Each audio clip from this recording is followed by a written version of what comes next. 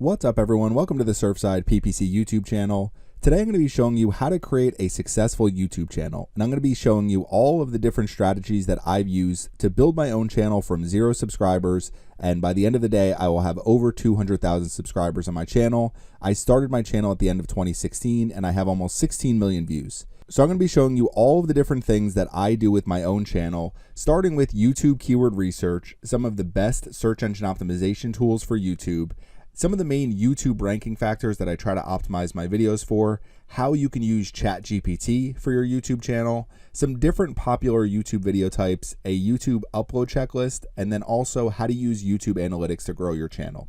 Now, if you would please like and subscribe, that'd be very helpful for my channel. If you want to leave a comment, anything like that is very helpful to get my video out there to more people. So in this video, you will learn how you can create your own YouTube channel and some different best practices to get more views on your videos. So let's get into it. We're going to get started with how to create a YouTube channel. Today I'm going to be showing you how to create your own brand YouTube channel, and I'm going to be creating it for my website drawadvisor.com. So this is going to be a project I'm going to be working on in the future. I've been working on a little bit already, but if we come over here to YouTube, I'm going to be showing you the step-by-step process for creating your own brand channel, which starts with creating a Google account. Now you can create a Google account just for yourself or to manage a business. I created one just for myself. I just have the email of drawadvisor@gmail.com. So you can see right here, I have Corey Draws, not my actual name, just the name I set for this individual Gmail account.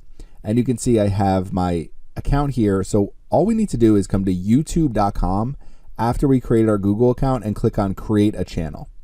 So when you're creating a channel, the very first thing you want to do is name your channel and try to get the right handle for your channel. So we'll see if our handle is available. I actually haven't even checked yet. Looks like we're available here. So the name of the channel will be Draw Advisor. My handle will be Draw Advisor. And now I'm going to upload my picture. Now I've created several different pictures for my channel, and I may change the channel image.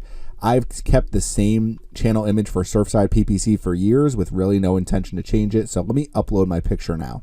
Okay, so this is the picture that I'm going to do. And now all I need to do is click on create channel. The image I used was 800 by 800, and I used canva.com to take my existing logo. So if we come to my website, you can see my existing logo here. I used canva.com to come up with this design. So if you use canva.com, you could do a search for YouTube thumbnail and it will bring up 800 by 800 designs and different templates that you can use as well. I just basically use my logo, white background, and the same color in my logo for the outline. So let's click on create channel. Okay, so you can see we have our channel here. Now, if you're not seeing your channel on the next page, just click over here and make sure you click on your channel, and that will pull up your actual now YouTube channel.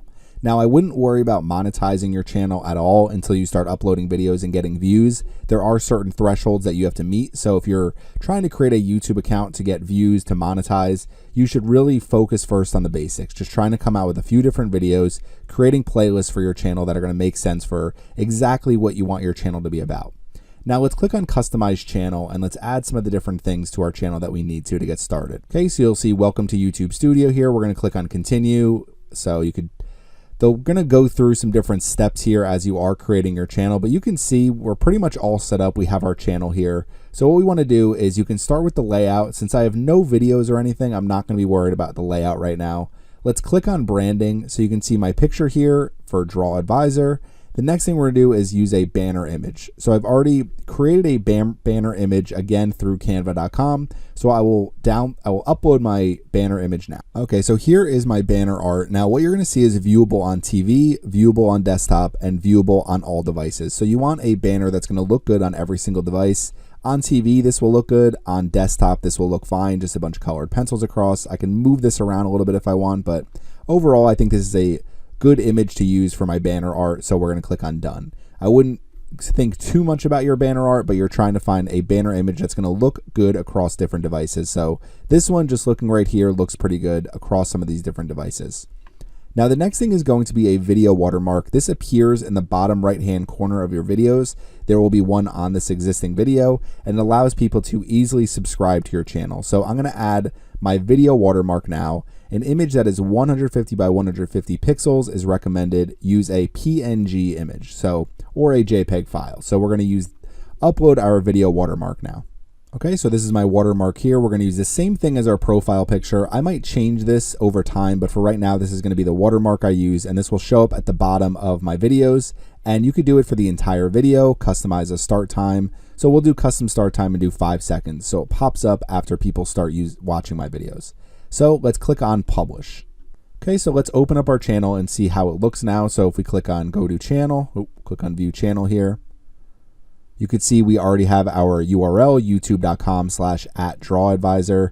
So the one thing we don't have is our about section at all yet. We haven't linked any of our websites. So that's the last thing I'm going to be doing in this video. And then from there, it really just comes down to starting to create videos and then optimizing our channel with our actual content. So let's come over here to basic info. We have our name, Draw Advisor, our handle. So you can see our handle there. Now it's time to add a description for our channel. So I'm just going to copy and paste the channel or the descriptions that I've used in social media and on my website. I will create a custom description for YouTube over time, but for right now, I'm just going to copy and paste my description. Okay, so I've pasted my description here. Welcome to the Draw Advisor YouTube channel, and then some more information about my brand. You get 1,000 total characters. I've used 450 of them, so I will probably expand this description over time. You can add your description in different languages if you want. Now, one thing you're going to see here is this is the channel URL, the standard web address for my channel with my unique channel ID. So this won't change ever. So if you're ever linking to your channel, you can always use this URL. Next, let's add some links. So the social media channels I've created already are Facebook, Twitter, and Pinterest. So I've been starting to post on some of those different channels. Really don't have many followers at all yet, but this is pretty much a brand new thing that I've created. So let's add my links now. Okay, so we have our links here. We have our website, our Facebook page, our Twitter page, and our Pinterest profile. So I need to add a link to Instagram and any other social media channels that I create. So for right now, these are the 4 that I'm going to have. So as of right now, we're going to click on publish. Our YouTube channel is ready to go. We're ready to start creating videos and hopefully getting some views. So if you have any questions about creating your own YouTube brand channel, please leave them in the comment section. There's more that we can do to set up our YouTube channel, but this is a very good getting started point if you are creating a brand YouTube channel. Thank you for watching my video today, and make sure you subscribe to the Surfside PPC YouTube channel. So if we come in here real quick, you can see the about section. We have our description here. We have some of our different links. We have the links up at the top here. And then if we come over to home, obviously we have nothing here yet. So there's no videos. We have no playlist. We're not following any other channels or featuring any channels. So this is something that we can do over time. In the next part of this video, I'm going to be showing you some of the different thresholds that you need to reach for a new YouTube channel in order to monetize your videos. So let's get into it. Today, I'm going to be going over how to monetize your YouTube channel and how to monetize your videos. Now, if you just created a brand new channel, there are a few different thresholds that you need to actually pass in order to enable monetization on your channel. But you can see here in a recent video that I uploaded, I have video monetization on, I have skippable video ads running, non-skippable video ads, and then display ads are automatically running. And then you can see the location of ads, pre-roll, mid-roll, and post-roll. So you can choose when your ads are running and the types of ads that you want to run, but you do need to be accepted into the YouTube Partner Program first. So let's open up a brand new YouTube channel that I just created. If you haven't created your YouTube channel yet, you can follow along with my guide that I just recently created. I will link it in the video description for how to create a YouTube channel. What you want to do is go to YouTube Studio for your YouTube channel. So you can see this is my brand new YouTube channel. I've created 0 videos so far. So I haven't reached the thresholds either, but what we can do is if we come back here into YouTube Studio and we click on Earn over on the left-hand side, what it will actually tell us is exactly what we need to do to become a YouTube partner. So we want to join the YouTube Partner Program to earn money, get creator support, and more. Once you join the YouTube Partner Program, there are different ways to earn from your YouTube channel. The main way being watch page ads, so basically the advertisements that are being displayed on your actual videos. You can have memberships, you can create products and allow people to shop directly from your YouTube channel. You can have super fans and engage with them, especially on live chats and live videos. And what they can do is show support, you can see, through one-time interactive purchases. And then you can also create YouTube short videos and make money from YouTube ads that are running in the shorts feed. Last but not least, you'll also earn from YouTube Premium members. So if somebody on YouTube Premium is watching your videos, you will also earn that way as well. So if you click learn more here for any of these, you can learn more about the different ways you can earn from your channel. But what we want to do is join the YouTube Partner Program. So if we scroll down here, they have some creator support and tools, but what we want is how do I join? So you need to reach these 2 requirements to start monetizing your YouTube channel. Number 1 is you must have 1,000 or more subscribers. So right now I have 0 subscribers, so I haven't reached that threshold whatsoever. So you need over 1,000 subscribers, and then you also need one of the following: either 10 million public shorts views or 4,000 public watch hours over the last 365 days. The shorts views must be over the last 90 days. Now, obviously, these may seem like large thresholds to actually reach, but if you want to actually make money from your YouTube channel, you're going to have a lot more than 4,000 watch hours anyway, and you're probably going to need a lot more than 1,000 subscribers if you want to start earning really any type of meaningful income from YouTube. So that's the first thing, is you need to reach these 2 requirements. You can set an email so that YouTube will actually email you the moment that you are ready to join. They also may just reach out to you and say, have you reached out and tried to join the YouTube Partner Program yet? You have reached the requirements. So once you start creating more and more videos, you can actually apply to join the YouTube Partner Program. The other few things that you need to do: turn on 2-step verification. You need to follow the community guidelines. So if you have any active strikes on your videos, then it will affect your ability to actually join the YouTube Partner Program. And last but not least, when you submit your application, the YouTube is going to do reviews of your channel and your videos. So if we click here to learn about the application process, you can see the overview and eligibility.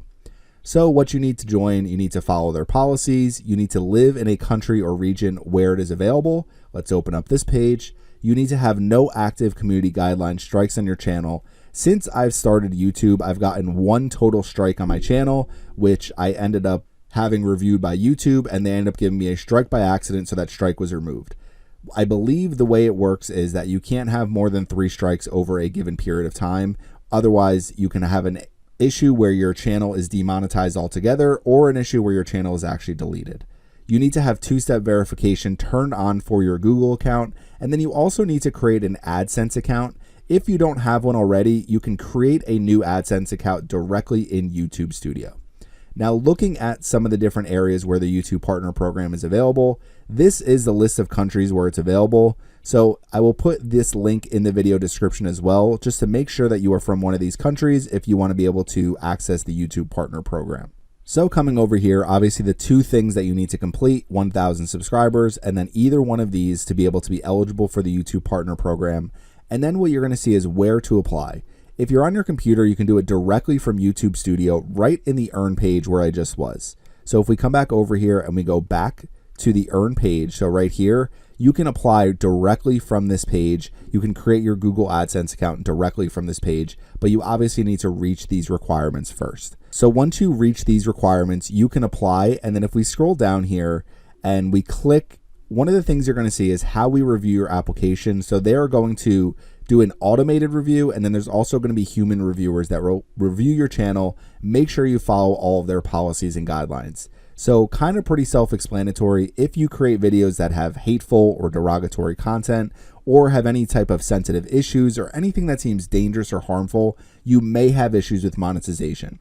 If you're creating videos where none of those are the case, you're not really going to have any issues as long as you have met those thresholds and you are in a location where you can actually run YouTube ads. Now, what you'll see here is we'll get back to you once a decision with your channel is reviewed, typically in about 1 month. It says delays are possible due to higher than usual application volumes. Truthfully, the last time I applied, I remember being accepted much, much faster, but that was also years ago. And I haven't recently applied with a new channel, hoping to apply with my new channel as soon as possible. But see, if your application wasn't successful, keep uploading content and you'll be able to try again after a 30-day period. And then you can choose how to earn and get paid. Now, if we scroll up to the top here, just to kind of finalize this video, a few things I want to go over. So they have the ways to make money with the YouTube Partner Program here. So making sure that you're maximizing how much money you're making once you're accepted into the program. And then minimum eligibility requirements to turn on different monetization features. So ad revenue, 18 years old, or have a legal guardian older than 18 years who can handle your payments, accept the contract, and then create content that meets their advertiser-friendly content guidelines. Obviously, if you're creating videos around certain topics, you may have issues earning ad revenue. Channel memberships, shopping, super chat, and super stickers. Basically, once you reach the thresholds, you'll be able to use all of those different features through the YouTube Partner Program. And then last but not least, what they check when they review your channel. So the main theme of your channel, your most viewed videos, your newest videos, biggest proportion of watch time, and then video metadata. So your titles, thumbnails, descriptions. They're basically going to look at every aspect of your channel, but basically what is driving views on your channel? What is the main topics that you're covering on your channel? If you have no issues, you should be accepted pretty quickly. And then what you're going to be able to do is monetize all of your videos like I showed you earlier. And if we come over back to my Surfside PPC YouTube channel, you could see over on the left-hand side, you're going to see earn at the bottom. And then there's also analytics, which is going to show you how much you're earning.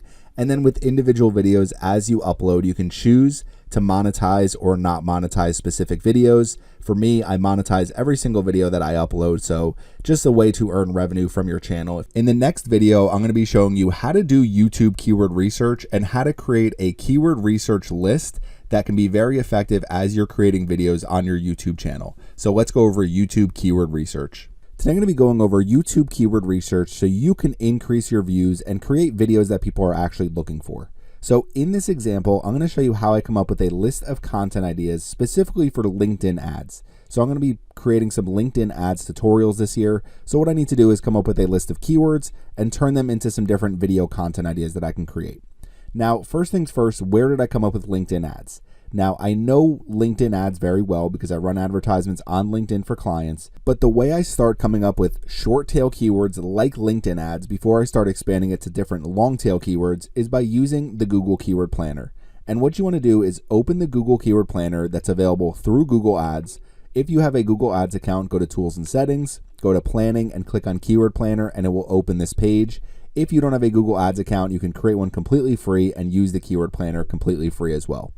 So we want to click on Discover New Keywords, and what you want to do is enter the different keywords here based on whatever it is your YouTube channel is covering. So what your niche is on YouTube, this is where you need to enter a bunch of different keywords, and I would keep your keywords very short here and not very specific, so you can come up with some short tail keywords to create content about. So for my channel, Surfside PPC, what I've done is I've added all these different keywords here: paid advertising, PPC ad channels, ads, advertising, SEM for search engine marketing. I could just enter PPC as well. So enter up to 10 keywords here, and I have social media ads, paid ads, and click on Get Results.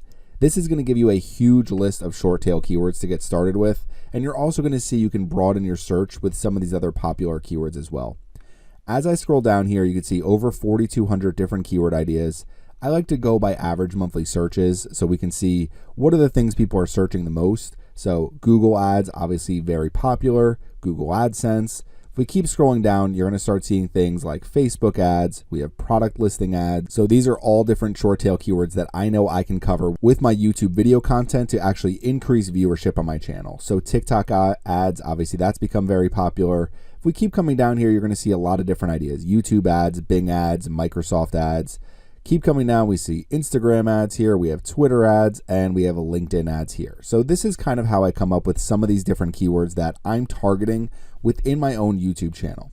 So once I have this short tail keyword LinkedIn ads, the next thing I want to do is we're going to open up some way to save all of these different keyword and content ideas, which I like to just use Microsoft Excel. Very easy to get started. We can just create our own sheet. You could do it in an existing plan that you've already created where you have a list of keywords and content ideas that you know you want to create this year. So what I'm going to do is I'm going to start here in Microsoft Excel. You could literally use Notepad if you want to. You can use anything you want. Google Sheets, it could be Microsoft Word, however you like to keep your ideas. So we're going to start here in Microsoft Excel and we're going to do keyword. So my first keyword is going to be this short tail keyword LinkedIn ads. We have a column for content idea, and then once we create our video, we'll put our video URL there. So we're just trying to keep ourselves a little bit organized with what content we're creating on our channel. So we start with our short tail keyword LinkedIn ads, and what we're going to do next is we're going to come over here to YouTube. So we have Keyword Planner open here. Let's open up YouTube. We're going to search our actual keyword. So I'm searching my keyword LinkedIn ads, but what you want to do is when you're typing in your keyword, we're going to use autocomplete. So by using autocomplete, we can see the very top keywords that people are searching on YouTube for our short tail keyword. So LinkedIn ads, tutorial for beginners, cost, campaign, lead generation, conversion tracking, account, strategy. Now something like for lead generation, same exact keyword to me as lead generation 2022. LinkedIn ads 2023, I would put again with a tutorial for beginners. So I'm going to make sure I have everything for the current year because I try to create new videos every year because things change so often. LinkedIn ads versus Facebook ads, strategy, course for real estate. Now you may have some ideas here or some different keywords here where you don't really have any type of video that you can create for that. For example, LinkedIn ads for real estate. I've never ran real estate focused ads on LinkedIn, so that's probably not a video I'm going to create.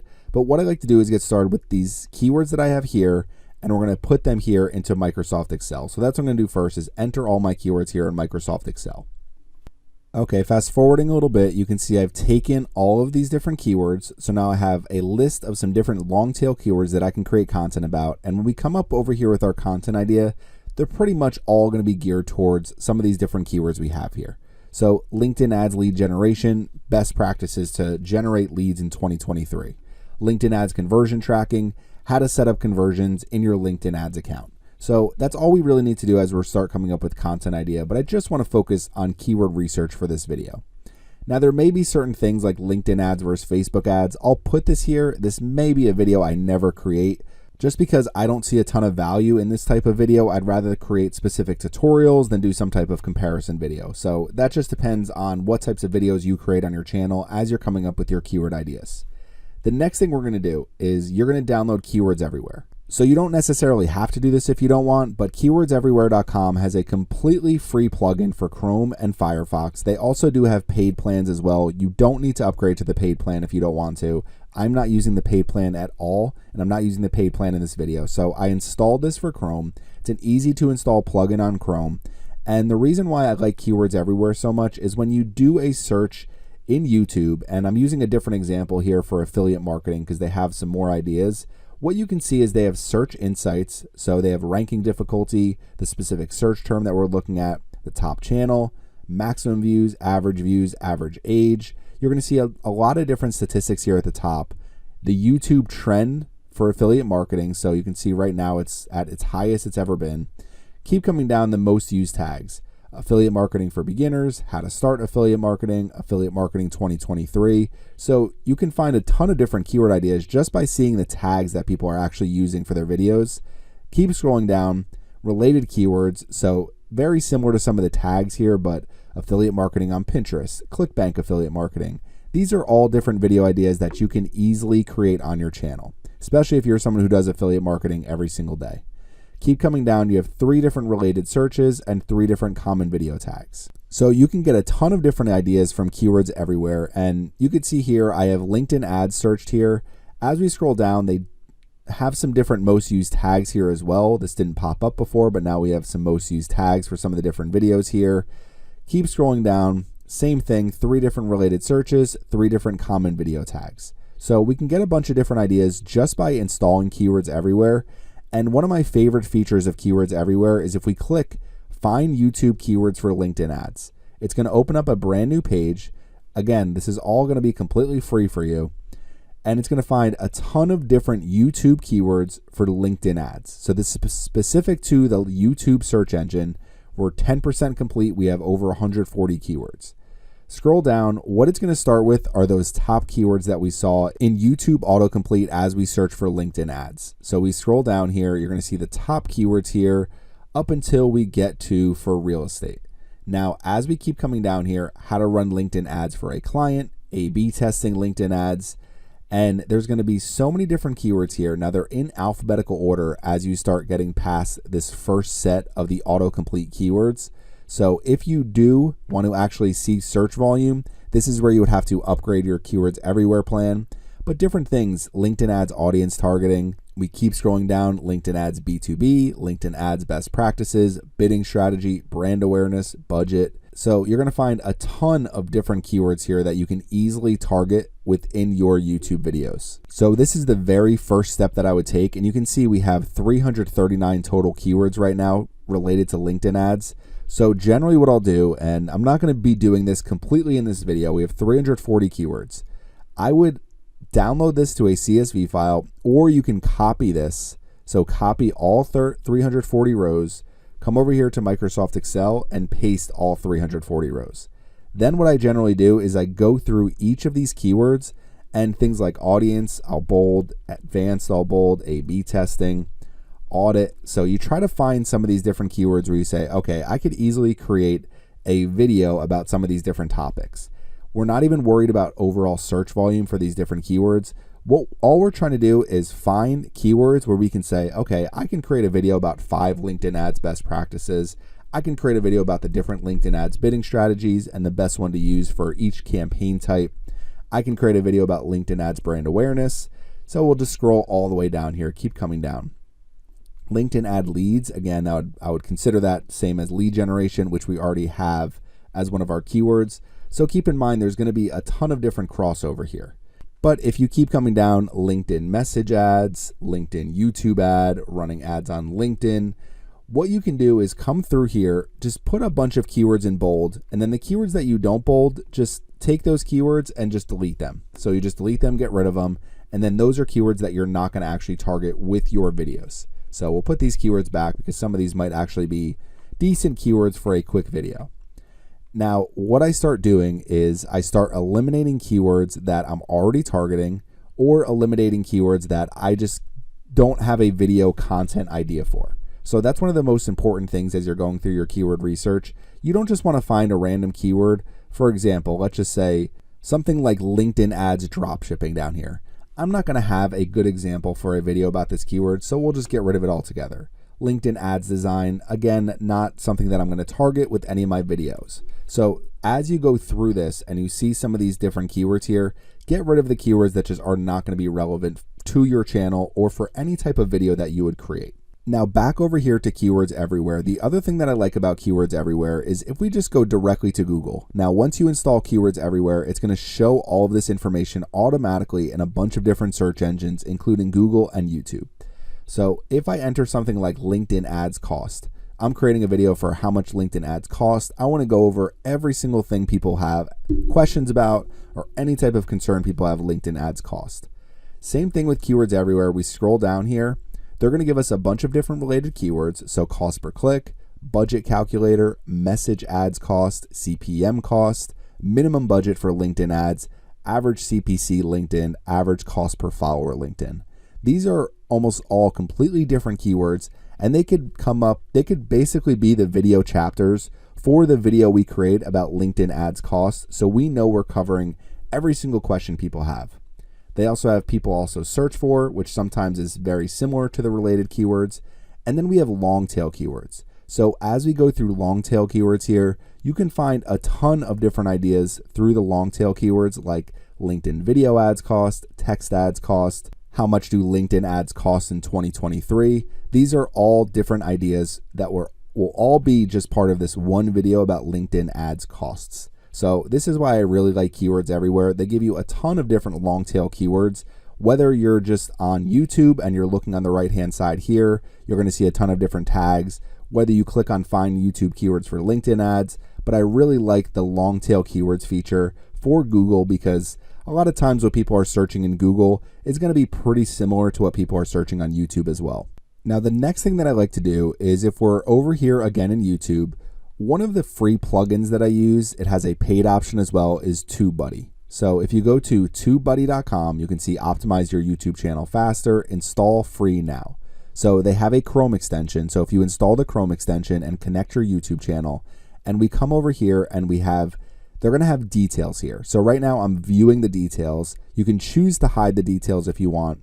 But if we scroll down, we can actually see the specific tags that some of these different creators are using for their video. So we can see when someone's creating a LinkedIn ads tutorial, what are the tags that they're using? If we come down here again, another complete tutorial. So he does very well here for the LinkedIn ads keyword. Keep coming down, we have another tutorial, LinkedIn ads for beginners 1 year ago. So some of these different tags here as well. And what you can find with some of the different tags is, okay, this is what people are looking for specifically, or these are some different tags that can help me come up with some different video ideas. So something like LinkedIn ads 2022 for B2B lead generation, LinkedIn B2B, LinkedIn lead gen 2022, advertising 2022. So these keywords are all geared towards 2022 and specifically what the video is about. So you can find a ton of different ideas for tags, and you can copy these tags as well and create a huge long running list of tags that other creators are actually using. And you can do that all by just using TubeBuddy, which is completely free here, and seeing all of those different ideas. Now, one last thing about Keywords Everywhere is they're also going to give you this information right here. So how many subscribers a channel has, how many views per day a specific video is getting. So if you're creating videos about a specific topic and you see the very top result here, the views per day is something very, very small, it may be a topic that's not worth creating a video about for your channel. Something like 206 views per day, to me, that's plenty of views for a single video to get every day. So I have no problem creating a LinkedIn ads tutorial, and hopefully I can get some of those views as well. Now, last but not least, for the Google Keyword Planner, we want to continue coming up with our content ideas. We have a bunch of keywords bolded down here, but we want to find some more ideas, and we want to focus on search volume. That's where we come back over to the Google Keyword Planner again. So we're going to get rid of all these different keywords here. And we're going to enter our main keyword now, just LinkedIn ads. So we're going to do LinkedIn ads. You could do LinkedIn advertising. Let's make sure we enter that first keyword. Okay, so I have LinkedIn ads, LinkedIn advertising, LinkedIn ad. Click on get results. So this has given us 599 keyword ideas, more than enough keyword ideas that are going to be all long tail keywords related to our LinkedIn ads. The other thing I like doing is seeing the search volume for some of these different keywords like YouTube ads versus YouTube advertising, Google ads versus Google AdWords as they made the name switch. So you can see what people are actually searching here. But what I like to do is add filters. We're going to say keyword text must contain ads, ad, or advertising. So I want to keep it really focused to LinkedIn ads or advertising. Click on apply. And what you're going to see here is we have the most popular keywords by average monthly searches, 405 out of the 599 keywords.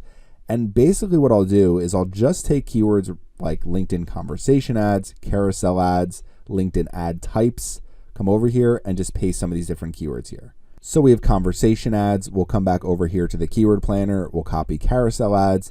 And you just want to keep on doing this and keep adding more and more keywords directly to wherever you are planning to save all of these different keywords and coming up with all of your different content ideas. So as we keep coming over here, I have ad types. We have cost again here, video ads. So one of the things I can do is create a video about LinkedIn conversation ads, video about LinkedIn carousel ads, video about LinkedIn video ads. And then I can combine all of those videos into a video about the different LinkedIn ad types people can use and basically just piece together these videos I've already created. Now, the other thing you're going to see is don't get too caught up in the exact average monthly searches you're seeing, because the way the Google Keyword Planner works is something like LinkedIn ads costs and LinkedIn advertising costs are viewed as the same exact keyword when people are typing them in. So they're going to have things like LinkedIn ads pricing, price of LinkedIn ads, how much do LinkedIn ads cost. So don't get too caught up in, okay, specifically 390 searches are made per month about this keyword, because people may have thousands of searches a month about a specific topic. As you scroll down here, even something like LinkedIn conversation ads, they may end up just doing the same exact, so here, conversation ads LinkedIn, same exact keyword. If you switch the order of the words, it doesn't change at all what the keyword is. So don't get too caught up on average monthly searches. Just come through here, find keywords that make sense for your channel. For example, I have things like LinkedIn text ads, messaging ads, document ads. I can take all of these different keywords and we're going to continue to put these all on our keyword list. Once you have your whole keyword list put together, that's when you start coming up with content ideas. Once you have your content ideas, it becomes much easier to say, okay, let's go into LinkedIn ads. Let's make sure we're creating different campaigns using all of these different advertising types. We're covering all of our bases for all these different keywords that we want to cover with our actual video content on YouTube. And I can spend a month and say, I'm going to create 30 different LinkedIn ads videos this month. And then at the very end, we piece together all those videos and we have our LinkedIn ads course. So this is basically my strategy for keyword research, content creation on YouTube, and it has helped me drive a lot of views to my video channel. Even at times with me not creating videos for extended periods of time, I still get plenty of views on my channel all the time. And a lot of it just comes down to keyword research and creating videos that people are actually looking for. Now, the next piece is creating really good videos, which I'm not sure if I do that either, but here is how I come up with different keyword ideas for my YouTube channel, starting with the Google Keyword Planner to find short tail keywords, using some of these other tools like Keywords Everywhere to find long tail keywords, like YouTube Autocomplete to find long tail keywords. I can even just take LinkedIn ad and I got a bunch more keywords here. Stick with these ones more towards the top because these are going to be the ones that people are actually searching for the most. So if you're creating content around all these really popular keywords, you're going to find that your channel is going to grow its viewership by way more than you can imagine. So focus on your YouTube keywords, focus on creating great relevant content for your keywords, and you're going to have no problem driving views for your channel. Now, in order to do keyword research for YouTube, you need some of the best possible tools that you can find in order to find the best keywords for your channel. So in the next part of the video, I'm going to be going over YouTube keyword research tools. Today, I'm going to be going over 9 free keyword research tools that you can use for YouTube to come up with a bunch of different keyword ideas and turn those keyword ideas into content ideas. So we're going to get started here with YouTube Autocomplete. Now keep in mind as I go through this video and go through some of these different tools, a lot of them have paid versions, but I'm going to show you don't even need to use the paid versions to get all of the keyword data you need for whatever topic you are creating videos about. So I'm creating videos about Microsoft Surface, so I need to find the most popular keywords.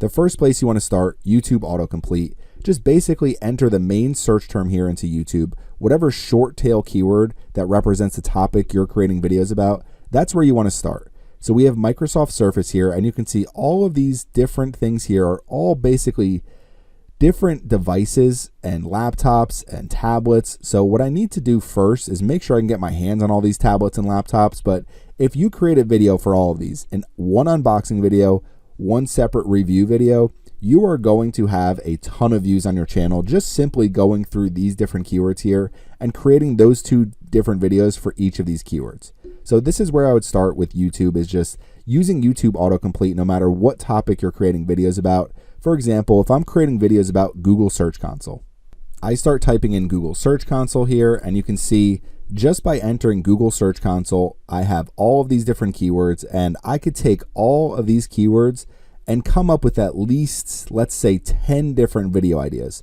A tutorial, how to connect it to your blog or blog, how to connect it with WordPress, how to set it up on any website, how to submit your sitemap. These are all different videos that I can easily create and videos that I'll likely create this year. So this is how I come up with my main video ideas to get started, is just simply using YouTube Autocomplete.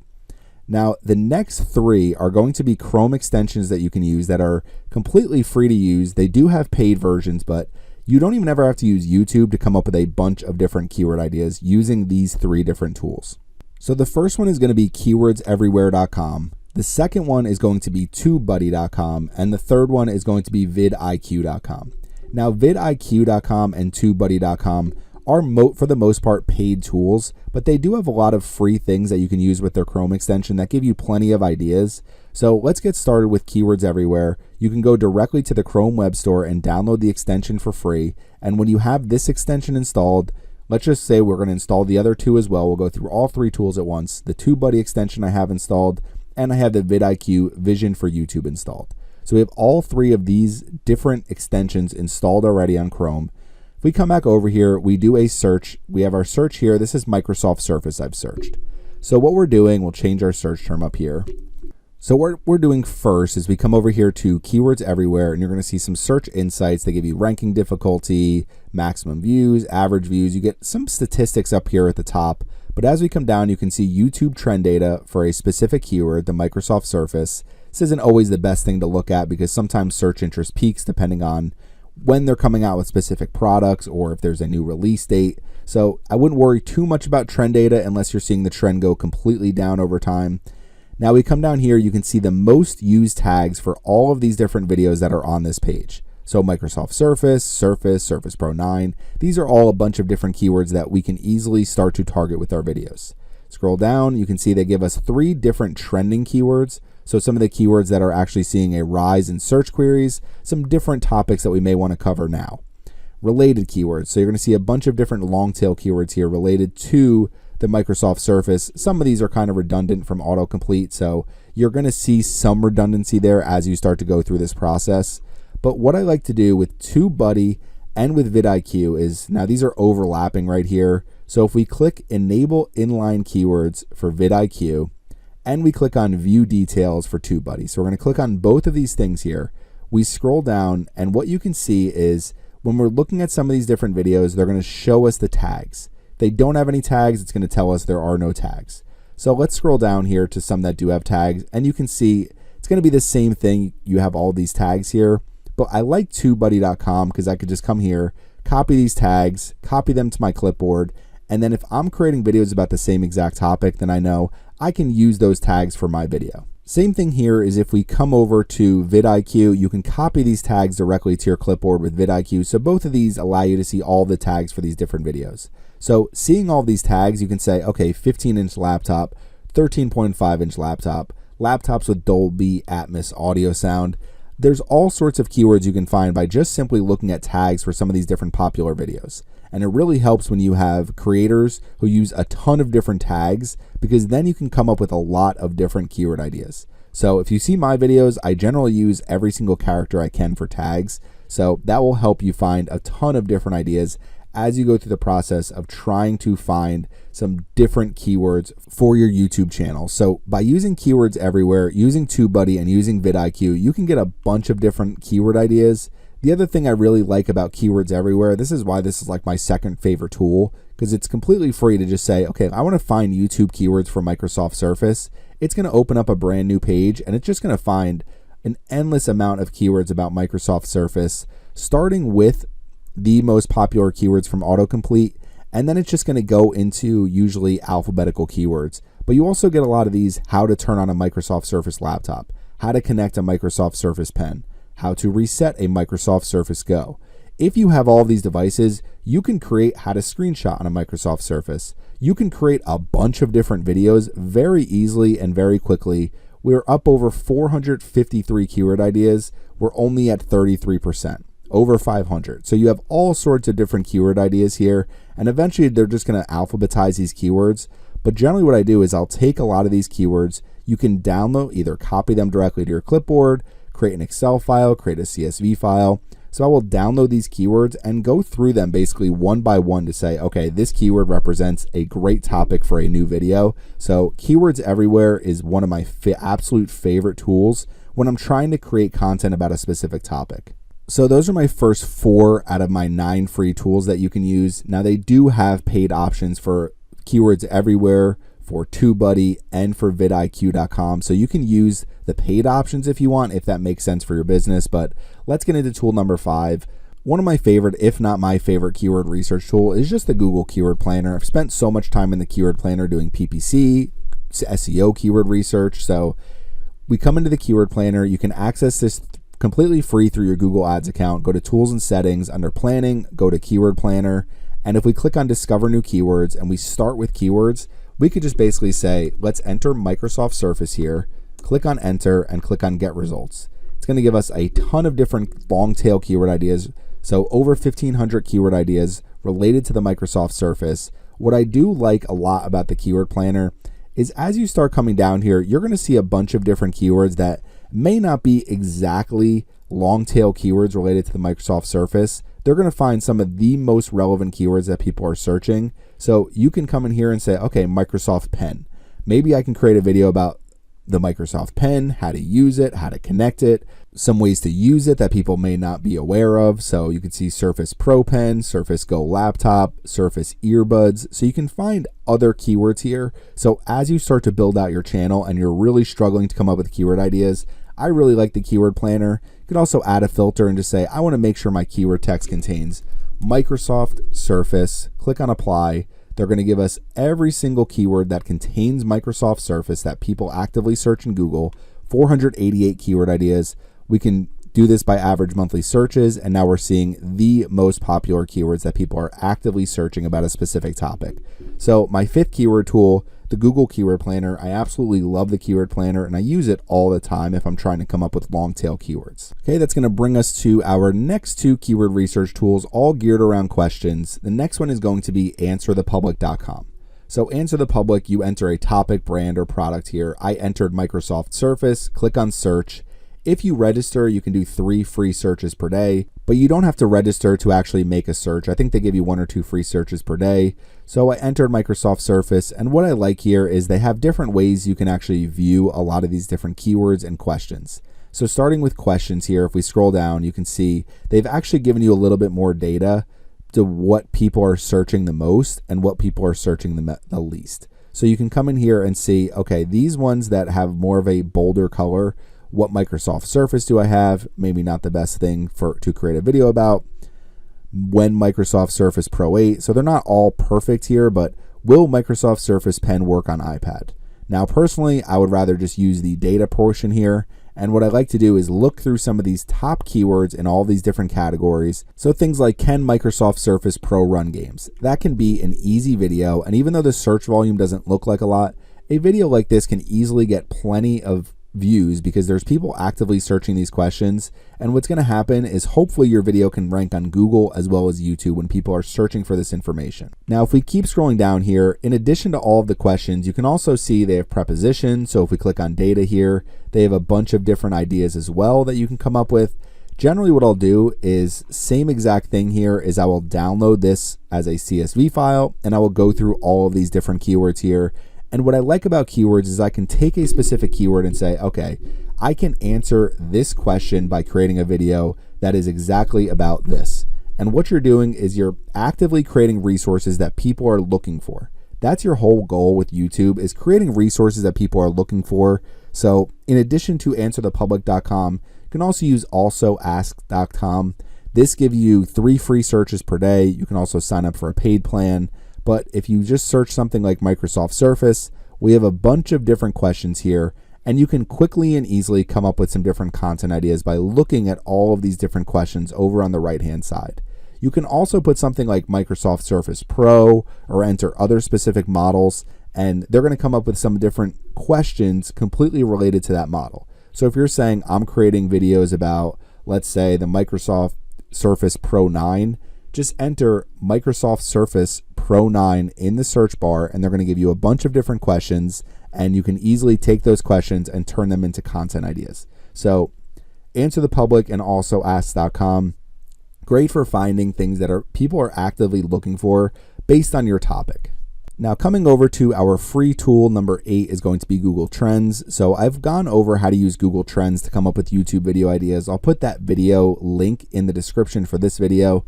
But if you enter Microsoft Surface as a search term, you can see the interest over time. You can see you can do by specific location, specific time periods. You can adjust categories.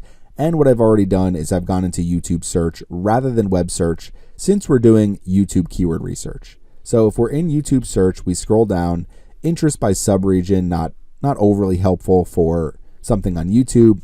Related topics, so you may be able to come through here and see some of these different topics. Sometimes with topics that can help you come up with ideas, whether it's rising or top. So you can see things that people are actively looking for.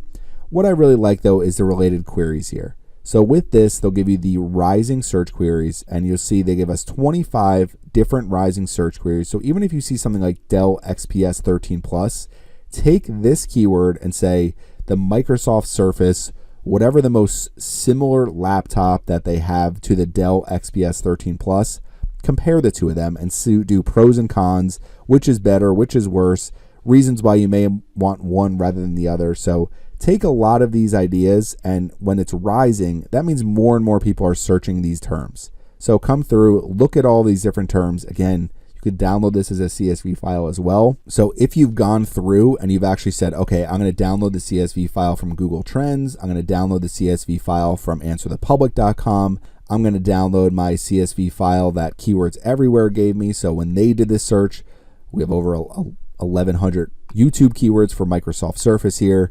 Maybe you even download the CSV file from the Google Keyword Planner. You combine all of those keywords and remove duplicates. You're going to have a ton of different keywords to go through. So this is my 8th free keyword research tool, is using Google Trends specifically for these rising related queries to see what people are actively searching right now. You can also just go to top, and again, top will give you a bunch of different ideas as well, and you can see the overall interest in all these different things here. So if we come all the way down here to 25, ton of different ideas that you can easily take for the Microsoft Surface. Now, last but not least, similar to Keywords Everywhere, if you don't want to actually download a Chrome extension, what you could do is just come into keywordtool.io. They have different search engines here, so choose YouTube and just enter our keyword here, Microsoft Surface. And they've given us 695 total keywords, so we can scroll down here and we can look at all of these different keywords again. And again, they start to give them us in alphabetical order, similar to Keywords Everywhere. They don't have as many keywords as Keywords Everywhere for this specific search, but plenty of ideas here that you can easily take. And again, you could download another CSV file from here. So this is going to be my 9th free keyword research tool. Basically, you don't really need to use this if you're using Keywords Everywhere. You can just simply enter your search in YouTube, click on Find YouTube Keywords for Microsoft Surface, and now you have yourself a ton of different content ideas. And if you have a channel like Microsoft Surface here, so over 500 subscribers, obviously Microsoft owns this specific channel, so they have plenty of resources to create videos. But if you create your own Microsoft Surface channel, if you have a bunch of these different laptops here and tablets, you can create a bunch of different videos and make sure you're actually gearing your videos towards what people are actively searching.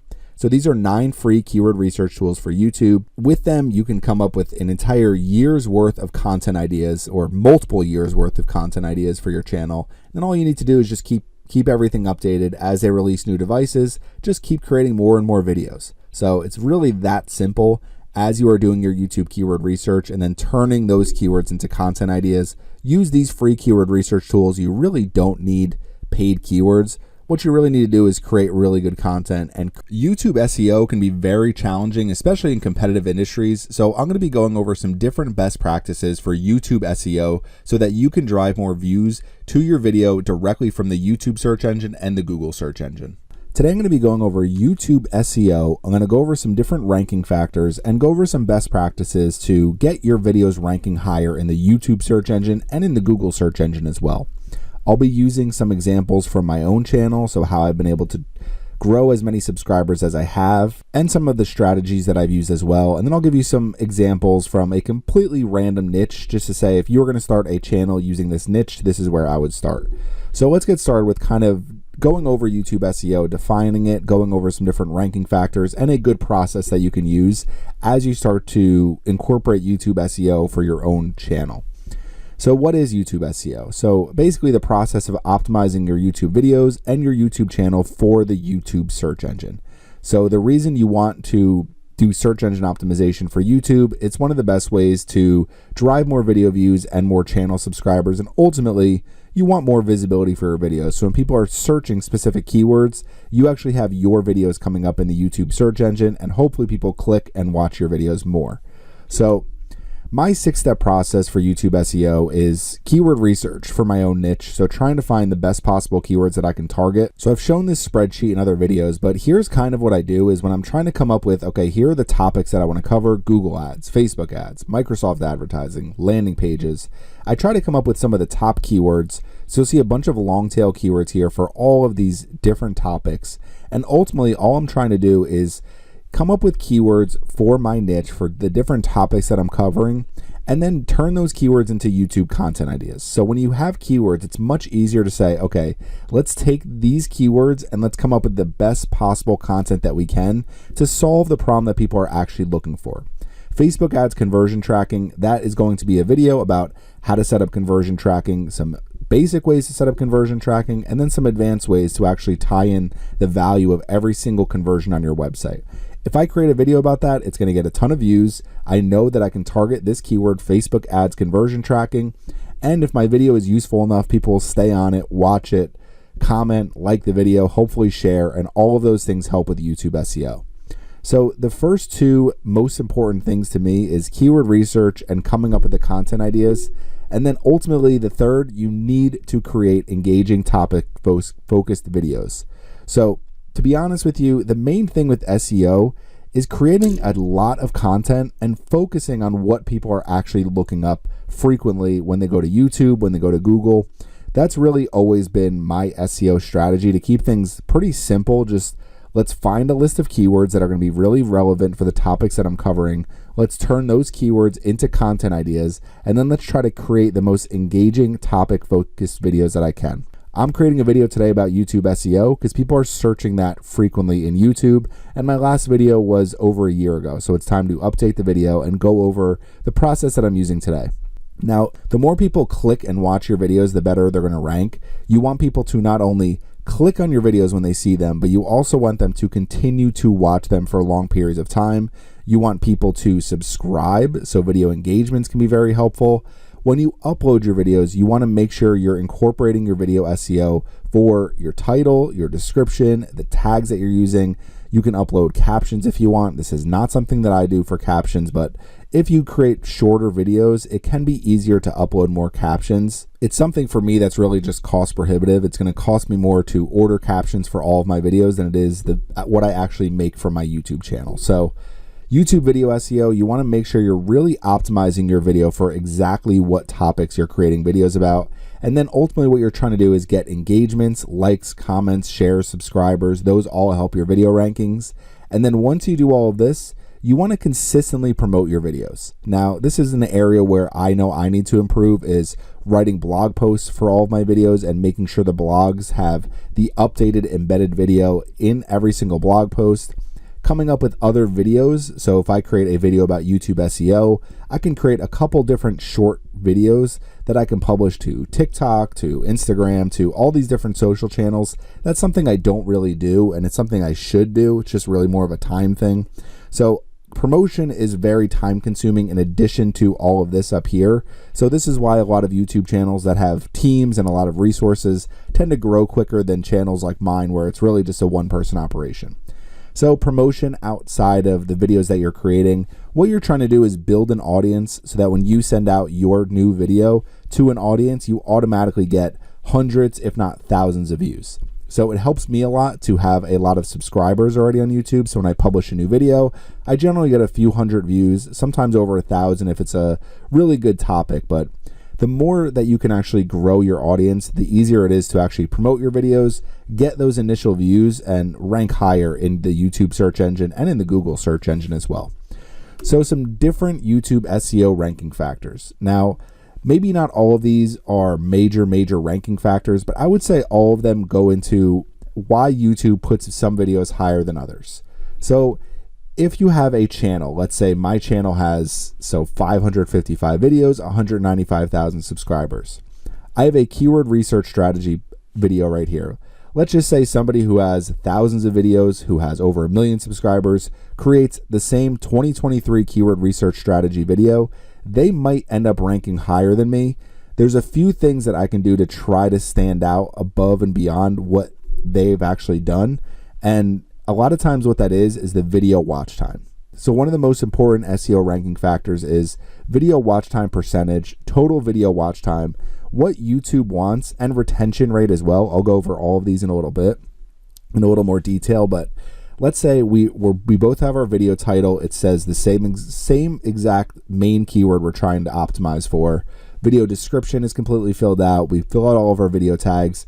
Let's say they have more video views than mine, they have more video shares than mine, they have more likes, they have more comments. All of these are going to be different ranking factors. So it's going to be really difficult for YouTube to say, okay, well, this channel has a better video, even though this other one has more views, shares, likes, and comments. People are watching it longer. So ultimately what you're trying to go for to really stand out is how long are people actually watching your video, but the total watch time percentage. So if I create a 20-minute video and somebody else creates a 10-minute video, if they're watching 5% of both of our videos, then I'm actually getting a longer video watch time. So you want your watch time percentage to be very high. You want your retention rate to be very high, and your impressions click-through rate. So when people actually go onto YouTube and they see one of your videos, if I have a very good impressions click-through rate, that means YouTube is going to say, okay, a lot of people are clicking on these videos and a lot of people are watching these videos for a long period of time. So what we want to do is actually make sure that we're featuring more of this channel's videos, that we're showing more of them, not only in the search engine, but for suggested videos as well. Now, some of these other ranking factors to go through. Channel authority. Obviously, if you create a brand new channel and you're creating your first couple videos, it's going to take some time to actually build up your overall channel relevance, your channel authority. So you want to start creating content and don't get discouraged if you're not getting a ton of video views right away. I know I didn't for my channel. It took me a while to get even 1,000 subscribers, but what you're trying to do is get that incremental growth. So you get 1,000 subscribers, 5,000 subscribers, 10,000 subscribers, and then from there it's easier to grow. But it's not going to happen if you're not actually creating a lot of videos. Returning users, people who actually view multiple videos from you, people who are subscribing on your videos and watching them again. So total video length, obviously for certain videos, the longer the video, the better the video probably is, especially for something like a course or something that is going to be a lot of material. Overall video quality, that's not just saying, oh, this is a quality video. It's really making sure you have high definition versions of your video so that they're easy to watch, you have good sound. All of that is really important as well. So these are a lot of different SEO ranking factors for YouTube. Now, I don't think if your video title is the perfect optimized title that you're going to rank higher than someone else. A lot of these things are going into why YouTube is ranking certain videos higher than others. So now let's go over a few different examples. I'm going to start with my own channel. Again, the biggest tip that I can give you is create a lot of videos and make sure you're targeting keywords. So I have my whole about section filled out here. Welcome to the Surfside PPC YouTube channel. I put a lot of different types of keywords here that I know I'm targeting with my videos. So Google ads, obviously the main topic that I cover, but I have Bing ads, Microsoft advertising, Facebook ads, Instagram ads, any type of different advertising platforms that I'm creating content about. I want to make sure I have them in the description. If we come down here, I have links to my website, Twitter, LinkedIn, Facebook, Instagram. Again, I need to improve my overall social strategy, but make sure you have your description all filled out and everything. Now, using the community tab, this can be very helpful to actually engage your community. Another thing I don't do enough, my last update was 11 months ago, but I don't really create a lot of community posts and I don't share a lot of my videos to my community, but that's something I could do, especially for more popular videos. Now, playlists are really important. You want to make sure you have optimized playlists, and I've put together some pretty good playlists here. So YouTube SEO, keyword research, I have ChatGPT marketing tutorial, since that's a very popular topic right now, but you can see video advertising. I have a separate one for YouTube advertising. I've only created 1 or 2 Twitter ads, so not a huge playlist here, but how to create a website, landing pages, Google Tag Manager, website traffic, how to increase website traffic, Google Search Console tutorials. So these are a lot of the different playlists that I share my videos to. And then what I can do is when I come over here to the home page, I have my Google Ads course, which is going to be an example that I'm showing you throughout this video, how I've optimized this video. So in 5 months, I have almost 85,000 views, which is really helpful on a video that's 3 hours and 45 minutes long. But coming down here, you can see my most recent videos, my Google Ads tutorials, my Amazon affiliate marketing tutorials, Google Display Network ads, YouTube ads, keyword research. So understanding all the topics you're covering, keeping things really organized can be a really helpful way to drive more views on your channel. And if you look at some of the recent videos that I've created, so one of the things that I do is I want to cover keyword research. So I have keyword research strategy, blog post keyword research, competitor keyword research. How I come up with all of this is just coming up here and keyword research. So I have a video keyword research for SEO. I have one for YouTube for blog posts. I have tools. I have for Google ads. I have for Amazon. I have a specific tutorial. I have a free tool video. So I've taken all of these different keywords and I've turned them into separate videos. Free keyword research tools, long tail keywords for SEO. I could create 10 more videos about keyword research, but for right now, I have all of these different videos. And what I'm eventually going to do is turn it into a course the same way that I did for my free Google Ads course here. And the reason why I'm doing that is if you look at my most popular videos, you can see right here, last year, 1 year ago, I released a free keyword research course 2022, over 400,000 views. So keep in mind your video relevance is also very important. So since I created that course a year ago, I'm going to create a brand new course and then we're going to hopefully get as many views as we did on that one. So with all that being said, let's just say, for example, we want to create a new YouTube channel.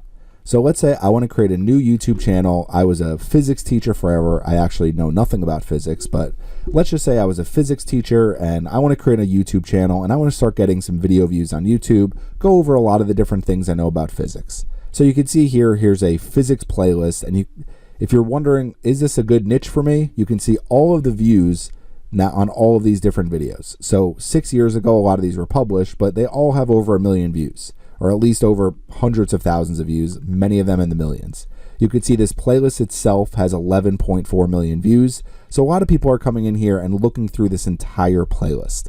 So this is honestly a really good niche if you know a lot about physics. So coming back over and going through our 6-step process, starting with YouTube keyword research, what I would do is I would not only come here and see some of the videos that are already ranking here, see some of the most popular videos. Now, one of the things you're going to see, 890,000 views 3 weeks ago. So video relevance, very, very important. Physics, a basic introduction, 2.4 million views. So if we come to the top here, I'm using keywordseverywhere.com. It's a completely free Chrome extension. I have it installed on Chrome. If you click Find YouTube Keywords for Physics, that's one of the first places you can start. And just by searching physics and Find YouTube Keywords, opening Keywords Everywhere, they've given me 2,043 YouTube keywords found for physics. Now, they may not all be the most relevant keywords, but if we come through here and we export all of these different keywords, we can easily say, okay, I know how to create content about some of these different topics. So that's one area to start, is using Keywords Everywhere, going through a lot of these different keywords and seeing what is the most popular. It may also be worth it to actually just purchase credits and look at the search volume so that you can actually find some different keywords that have the highest search volume. Where I would generally do that is with the Google Keyword Planner. So if I open the Google Keyword Planner, I've already searched just physics in here. We click on X and let's close Refine Keywords, and we'll do this by, I think we already have this by average monthly, nope, just by relevance. So our keyword ideas here, so quantum physics, quantum mechanics, astrophysics. So as you go through here, 293 different keywords available just by entering one word physics. I can guarantee you that I can export this list of keywords, and I myself could come up with at least 100 different video ideas to create. And that's me not knowing anything about physics, just doing a little bit of research and finding the keywords that people are typing in. Nuclear physics is searched 5,400 times per month every month in Google. Theoretical physics, 8,100 times per month every time in Google. Physics formulas. So you could create a video about 5 or 10 different physics formulas that can be useful for physics students, for people who just want to learn more about physics in general. Now, if you're really like, I have no clue where to get started with my YouTube channel, go to ChatGPT and say, can you give me 30 different physics YouTube video ideas for a channel that teaches people about physics? And here we go. We have 30 different video ideas just right here for YouTube. So if you're somebody who knows physics really well, I'm sure you can answer a lot of these different things really easily. And they've even given you basically the title for every single video. So if you went and you create all 30 of these videos, and coming back over here, so now we've done our keyword research, we have some content idea, you create engaging topic-focused videos, and you make sure your YouTube video SEO, your title, your description, your tags, you have all of that all written out very well. You're making sure you're targeting really popular keywords. You're going to start getting subscribers. Those subscribers are going to like, comment, and share your videos, especially if you're engaging with people in the comments as well. So it's really not that difficult, YouTube SEO. The hard part is creating really good videos. That's the most difficult part, is creating really topic-focused videos and making sure that you have good titles, a really good description for your YouTube video. Now, promotion outside of it, that's really difficult as well. So YouTube SEO in practice is pretty easy. The executing it is very difficult. So if we come back over here, you can see we have all of these different content ideas as well. And the last keyword research tool I really like here is keywordtool.io. Now, the paid version of this is not cheap, but if we just enter physics in here, we can search specifically for YouTube. They've given us 699 total keywords. And if we scroll down here, you're going to get a lot of different keywords here that can be really helpful. So basic concepts of physics. Pretty sure that was one of the most popular videos that we saw here when we searched physics. So all physics explained in 15 minutes, basic introduction. So you can say, here are the 10 basic concepts in physics, or however many you want to describe. Now you can also look here and see a video like this and say, okay, I can go over all of these different things as well. Friction, Newton's laws of motion, all of these are relevant to physics. I can create a really good video as well, teaching people about these types of things. And since I have a really relevant video, these are 6 years ago, hopefully I can drive some of these views as well on my channel. So hopefully that's all been very helpful. The last thing that you can do, another thing that I do, is I'll go to Google, search my main keywords here, go to the video search engine, just see what types of videos are here, see what's getting a lot of views, and you can use it to come up with a lot of different ideas for you as well. So it's a really good place to get started. And now what we can do is I'm going to come back over to my channel and I'm going to show you some different things for my free Google Ads course from 2023, some of the different ways that I've optimized this exact video. Now, first and foremost, I've already showed you this is the lead video on my channel. So a lot of people don't put a video here. They'll put an interview or they'll put what this channel is all about. A lot of times, whatever the main video I'm trying to feature, I'll put it right here on my page. So when people come here, if they're interested in Google Ads, I know that they're going to see this video here right when they come to my channel.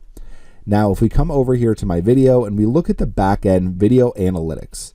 So since I published this video, it has 829,000.7 impressions, 3.9 thousand impressions click-through rate, which is a little bit low actually. I would hope to have more, and 84.2 thousand views. If we scroll down, one of the things they're going to tell us right here is 68.7% of my impressions were from YouTube recommending my content, 4.0% click-through rate. Now, if you come here and we just look right here, it was recommended on the watch page, recommended on the home page, and then viewers actually seeking my content other. You can increase the chance of YouTube suggesting your content by increasing your click-through rate and your video watch time. Google is straight telling us that if we increase our click-through rate and our video watch time, then Google is going to show this video to more people. So those are two of the most important factors when you're trying to get your video to rank higher. You can see how viewers have found my video a lot of times through YouTube search. A lot of people have found it through Google search. That's one of the main external websites that has shown people my video that they've actually clicked it. So if we keep scrolling down, you can see the YouTube search terms, and these are the main YouTube search terms that are driving clicks to my video, and then content suggesting this video. So other relevant pieces of content that where people are finding my actual free Google Ads course on YouTube. So if we click on see more here and look at more of our YouTube search terms, we can actually scroll down here and you can see all of these different search terms that people have used to find this specific video. So sometimes you may be able to pull some keywords out of here and say, okay, I can create something about this. I can create a video about a Google Ads tutorial, maybe a shorter Google Ads tutorial, a shorter course. So there's different things that we can do here, but you can see all the people that are looking at my video. Now coming over up to the top here, let's look at engagement. This is another thing you can look at. So my watch time hours for this video is 18,000. The average view duration is 12 minutes and 53 seconds. Typically I get 3 minutes and 34 seconds to 3 minutes and 56 seconds. Obviously, since this is a very long video, the average view duration is always going to be higher for really long videos. One of the main things you want to optimize for is the percentage viewed of the video. The average percentage that people view this video is 5.7%, which is really not that surprising. People aren't going to sit and watch a 3-hour and 45-minute video. You're not going to see something like this up at 50 and 60% for something this long. Likes versus dislikes, 99% basically have liked this video, 1% have disliked it. It's always a good number to have. You don't want people disliking your videos often. If we keep scrolling down here, this is retention. So retention is really important because you want people to stay on your video. And a lot of times what I kind of look for is after 5 minutes, you want at least 30% of people still watching. That means people are actually seeing your video and watching it for long periods of time. But as we come down here, you can see the retention isn't too bad for this video. 10% at 50 minutes is really surprisingly not too bad. You can see 90% of viewers are still watching around the 30-second mark, which is above typical. Ultimately, what Google wants is a video that people are watching for long periods of time, a video that's keeping people engaged on YouTube and staying on YouTube, watching YouTube videos so that they can actually serve YouTube advertisements on those videos. So just one way to look at how you can actually optimize your videos and make sure that you're keeping your audience engaged. Now coming over here to my channel, you can see my recent videos here, the keyword research videos. It helps to create different types of videos. I don't do a lot of posts. I don't do stories. I don't do live videos. I use playlists. I don't have a podcast, but if you create videos in the way that I do, where you record, edit, publish, if you go live every now and then, if you're creating stories on YouTube, And if you're creating YouTube Shorts videos, these are all going to help you drive subscribers, drive more views. So I don't do a lot of these things, and a lot of it is really just I don't have enough time in the day to focus on just my YouTube channel because I have other parts of my business I need to focus on, but I try to do as much as I can and try to do the things that are going to help my channel grow the most and ultimately drive more revenue for my channel. Now, engaging with people in the comments is a really good way to get more people to watch your videos, because if we come over here and you say, okay, this video has 13 comments, this has 10 comments, I reply to every single comment. Now it has 20 comments. Maybe it has 30, 40, 50 comments. The more comments, it can be very helpful. It leads to more likes. It leads to more people subscribing, and it leads to more people engaging with your video. Now coming over here again, promotion. So with my Google Ads course, I can just show you that on my website, I have a blog post, Google Ads Complete Guide for 2023. If we scroll down here, you can see the main video at the top here is my free Google Ads course. So a decent amount of people visit this page every month. Hopefully it leads to people clicking here and actually watching my video, finding some of my other videos, and maybe actually subscribing to my YouTube channel. I've also shared this to my Facebook audience, free Google Ads course. I just actually shared this today. I did the same thing with my Twitter audience, so check out my free Google Ads course. Don't have a ton of followers here. Same thing on LinkedIn on my company page. Check out my free Google Ads course for 2023. And I've also sent it out on MailChimp as well. All of these are different ways that you can actually drive more people to your video, and hopefully you can build a big enough audience where you have, okay, I have 200,000 subscribers. I have 100,000 people following me on social media. I have 10,000 people on my email list. If you have all of these numbers and you create a video and then you go out and you promote that video to all of the different people that are following you, you're going to get views very quickly, and the people that are following you are going to be the most interested in the actual video content that you're creating.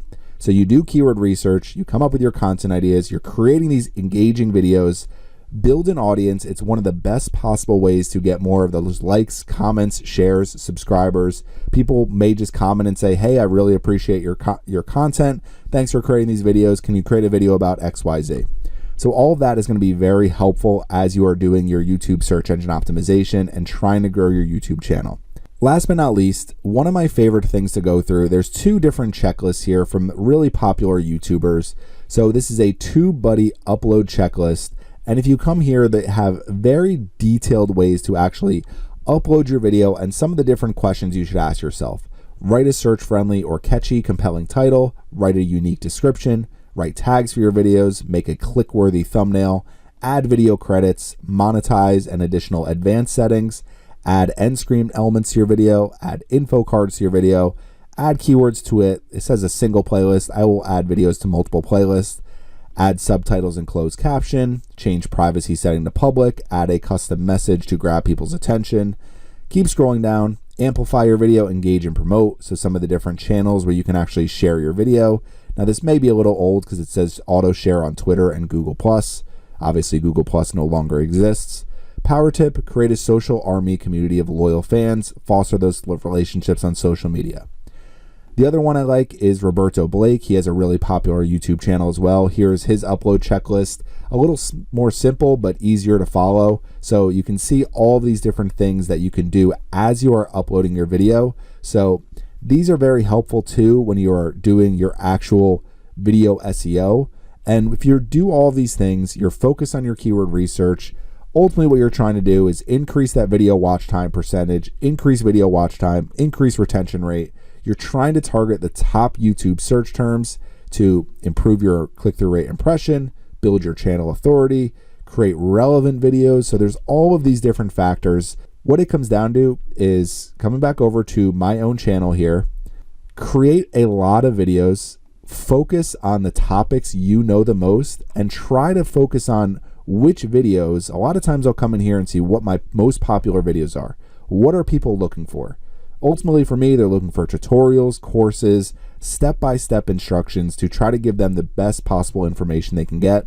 And from there, what I can do is try to keep improving my overall process and improve my YouTube SEO by continuing to create the content that people are looking for. So ChatGPT can be a very, very helpful tool for YouTube channel owners, especially as you're trying to come up with video ideas and coming up with video titles, descriptions, and tags. So I'm going to be going over some different ways to use ChatGPT for your YouTube channel. Today I want to go over how to use ChatGPT to grow your YouTube channel. So I'm going to give you some simple prompts you can use and some different things that we can do to help us research things a little bit quicker, come up with video ideas a little bit faster. So we're basically just trying to be more efficient, and we can use ChatGPT, the completely free version of ChatGPT, to do all of this. So you can see I've already made a lot of my prompts here into ChatGPT. So let's come back over here and let's start with 8 different things you can do with ChatGPT to help with your YouTube channel. Now there's plenty more things you can do. I wanted to keep this pretty simple because I didn't want to do 100 different things you can do with ChatGPT to help your YouTube channel. So 8 different things, and I have 9 different prompts for you that you can use. So number 1, come up with keywords and topics for your YouTube ideas. And number 2, going to be pretty similar, but use keywords to come up with even more video ideas. So what I mean by that is if we come over here to ChatGPT, the example I'm going to be using today is, let's just say I have a YouTube channel about WordPress. So I want to create more WordPress content, and I start with what are 30 popular WordPress keywords I can target with YouTube videos. Now, if you make this prompt, what you can do is once you get these 30 different keywords, you can say, can you give me 30 more WordPress keywords that I can target with YouTube videos? And you'll have a total of 60 keywords very, very quickly. So let's scroll down here, and you can see they're going to give us some more information here. Keywords cover a wide range of topics. So you can kind of use this as well to come up with some more ideas even. But what you can do is basically say, let's copy and paste all of these keywords below, and put, can you use the 30 keywords below and turn each keyword into a YouTube video idea? So if we scroll down, you can see each of these different types of video ideas match up with a lot of the different keywords that are up here at the top. So for WordPress optimization, if we scroll down, you can see WordPress optimization, 7 tips to speed up your website. So not only are you targeting the keyword WordPress optimization, you now have a topic for your video. So in addition to that, what you could also do is come down here and say, I want to start making some videos about WordPress plugins. So that was one of the keywords at the top. So I could say, can you give me 10 YouTube video ideas for WordPress plugins? And these are 10 unique video ideas. So how to install and activate WordPress plugins, the top 10 must-have WordPress plugins for your website, and then kind of breaking it down in some different subcategories. SEO plugins, WordPress security plugins. So it makes it a little bit easier to come up with all of these different content ideas. So once you have some of your keywords up here, you can say, can you give me 10 video ideas about WordPress themes? And they're going to say, here are 10 different video ideas about how to use WordPress themes. They might say, here are the best e-commerce WordPress themes. Here are the best magazine style WordPress themes. Here are the best themes for news websites. So you're able to kind of come up with a lot of different video ideas just by using ChatGPT. And I've been doing this more often, and it's really helped me get a lot more ideas for my channel, things that I can create this year. So as we keep scrolling down here, one more prompt that I use. So we have the 10 video ideas for WordPress plugins. I did a YouTube video outline, but below that one, let's just say I wanted to create a video about WordPress security plugins. I have what are the 5 best WordPress security plugins, and they'll give me really good WordPress security plugins here. So now I have everything I need to basically start making my video. I just have to go through each one of these individual plugins, pull up the websites, and then go over some of the different benefits, pros and cons of these different WordPress security plugins. So coming back over here, the first 2 things, actually this kind of the first 3 things, come up with keywords and topics for your YouTube video ideas. Use your keywords to come up with even more video ideas by saying, can you give me some video ideas for WordPress plugins, for whatever some of these different keywords are? And then you can find that detailed information by saying, what are the best WordPress security plugins? What are 10 WordPress plugins that every single website owner should use? And I've also pulled out some of the prompts as well, and I'll put these in the video description so you can easily use them if you want to. But what are 30 popular blank keywords I can target with YouTube videos? Can you use the 30 keywords and turn each keyword into a YouTube video idea? Use keywords from your first prompt. You can paste them directly into that prompt as well. Can you create a YouTube video outline? So that's a little bit separate. That's what I'm going to be going over next. So let's come back over here. Generating video outlines and video scripts, and you can also use those video scripts using AI text-to-speech or text-to-video tools. This is not something I do for my channel, but it is something that you can do if you're trying to automate your video creation process a little bit. So coming back over here, let's scroll up. The 2 things I did here is, let's just say one of the keywords I pulled out was WordPress permalinks. So I have, can you create a YouTube video outline for a video about WordPress permalinks? I've been doing this a lot for YouTube video outlines. The main reason why I like doing it in ChatGPT, I'll also just basically do keyword research for a lot of the topics that I'm covering. But with the video outline, what they're going to do is give you all sorts of different ideas for things that you may have not thought of. Troubleshooting common permalink issues. So here are some of the different issues people are facing. Let me make sure I cover that in my video. And then you can see here some best practices for WordPress permalinks, making sure that we are going over some of the best practices and why it's really important for search engine optimization. So I really like using outlines for specific topics that I'm covering, just to basically see, okay, make sure you cover this in your video. I don't follow each outline exactly as it is, but it is helpful to kind of see, okay, let me make sure I go over how to change default permalinks, some of the drawbacks of using the default permalinks. So I try to go through some of the different things in the outline to say, okay, let me make sure I cover this in detail because it may have been something I might not have been planning to cover for that video. So scrolling down here, you can also see, can you use the outline above? So using the outline above to generate a YouTube video script for a video about WordPress permalinks. So you can see they give me a script here. Now this is where you can start using some text to video or text to speech tools. Some of the different ones I pulled up, I just pulled up a couple different, I don't use these, so I don't have a lot of expertise in what the absolute best text to video AI generators are, but I found this post on the first page of Google. If we scroll down here, you can see a list of the best text to video AI generators. So all of these different tools here, obviously it's up to you to research and figure out which one works the best for your business and for your needs, but there's also some more here, neilchasefilm.com. So we'll scroll down and they have some different ones here as well. Best overall, best for realistic human avatars, best for social media videos. So depending on what you need it for, these tools can be very helpful to kind of outsource some of these different videos that you want to make. Now you can also do text to speech as well. So if we come over here, I found an article on victorytale.com, best AI voice generators, text to speech. If we scroll down, they have a list here as well. So Murph.ai, Synthesis, Play.ht, Lovo.ai, Synthesia, so and other alternatives. Honestly, I don't really know what the best ones are to use, so I'm not going to give you any recommendations because I don't have enough experience using them. But you can find scripts very easily by just simply asking ChatGPT. You can use the video outline here, or if we scroll down, I did another one.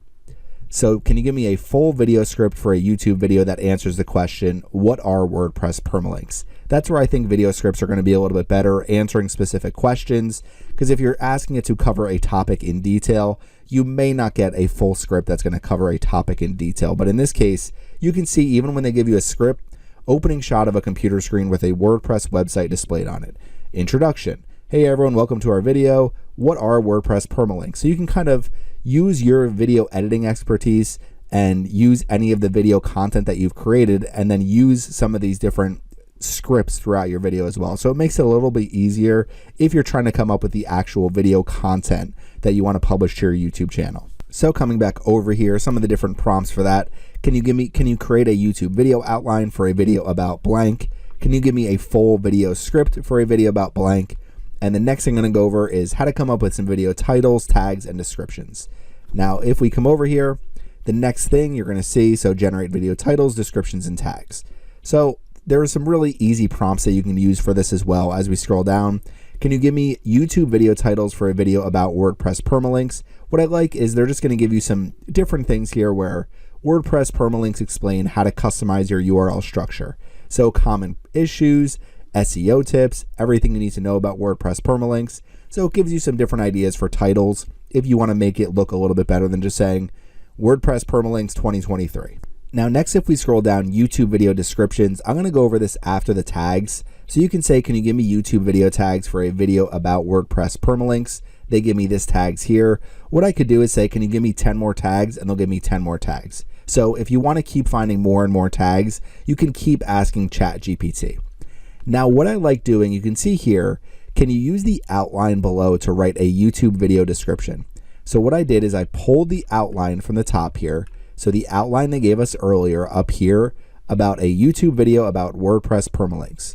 So keep scrolling down here. I'll make sure I'm showing you the right thing. Right here I asked, can you give me a YouTube video description for a video about WordPress permalinks? And you can see that it only gave me about a paragraph of content. So it's not really that detailed of a video description. So what you could do is take that outline and ask for a YouTube video description using the detailed outline, and what you're going to get is a much longer YouTube video description here. We can basically copy and paste this into YouTube, so it makes it a lot easier to write our video descriptions. Generally what I'll do is I'll read through these, change anything that doesn't sound right. Sometimes I'll add headings and say, okay, here's how to do this for SEO. Here's a summary of the video. So trying to make it a little bit easier in the video description, because writing a long video description and then trying to write a blog post, in addition to creating your video and coming up with tags, sometimes it's easier to make this a little bit more efficient for ourselves. So coming back over here, that is how you can generate video titles, descriptions, and tags. You can continue to ask for more titles. You can use prompts, for example. Can you give me 10 different video titles? Can you give me 20 tags for a video about blank? Coming over here, you can see, can you give me a YouTube video description for a video about blank? But if you do use that outline like I showed you, it's going to give you a more detailed description generally. Now the next thing is going to be answering comments. Can you answer this in a couple of sentences? So coming back to the next thing we can do is answering questions from the comments section. So sometimes it can be really difficult to keep up with comments. I know for me it really is. So what you could do is use ChatGPT and say, can you answer this in a couple of sentences? How can I make them more SEO friendly in WordPress? And what I would recommend doing is not just copying and pasting this, but basically rewriting the question so it sounds like a human actually wrote it. Because sometimes to make permalinks SEO friendly in WordPress, you can use a custom permalink structure. So you can basically just say, you can try using a custom permalink structure and then make sure you're using keywords that relate to your content rather than just using the default structure when you set up WordPress. So making sure that it sounds more natural. This is why I wouldn't recommend publishing all of your content directly from these different chat tools and AI tools without going through it, because it doesn't sound exactly like a human is writing it or talking. But if we can answer more comments much quicker and answer these questions much quicker, especially for questions that ChatGPT can easily answer, and plenty of people are going to ask those types of questions, especially if you're covering something like WordPress. So very easy to come in here and answer more of your comments. So last but not least, playlists and video series ideas. This is something I haven't used as much, but definitely something I'm going to try using to make sure I'm creating comprehensive content about the topics I'm creating videos for. But you can just say, what are some playlist ideas for a YouTube channel that covers WordPress? And you can see they give me 10 different playlist ideas. So some really good ideas here too. WordPress themes. So if I start creating a bunch of different videos about themes, I can add them all to this playlist. If I create a bunch of different videos about plugins, like I said, all those different plugin video ideas before. So you can see a playlist featuring all of those videos. Makes it much easier to rank higher in the YouTube search engine when you are covering all these topics comprehensively. And then you could even put together all of your videos at the end and say, here's the ultimate guide to WordPress plugins. Watch my 2-hour-long video where I go over every single plugin for every reason that you would need to do pretty much anything on your website, from security to SEO. So the next thing and the last thing that I'm going to cover today is, what is a YouTube video series that I can create about WordPress? So one YouTube video idea could be WordPress for beginners, goes over the basics, setting up a website, choosing a domain name, finding a hosting provider, installing WordPress, configuring your settings, creating pages, creating posts, installing themes. So the very basics of WordPress. And then what I could do is, what is a YouTube video series I can create for advanced users of WordPress? And they're going to give me a much better series idea for people that are actually using WordPress and that maybe want to take all of their WordPress knowledge to the next level. So coming back over here to finish off the video, what we can see here is the last couple ChatGPT prompts. What is a YouTube video series I can create about blank? What are some playlist ideas for a YouTube channel about blank? Now, the very last thing I want to go over in this video is, there is a pretty good YouTube Chrome extension with ChatGPT. You can install it on Chrome. You can see here is the URL, glasp.co/YouTube summary it's called.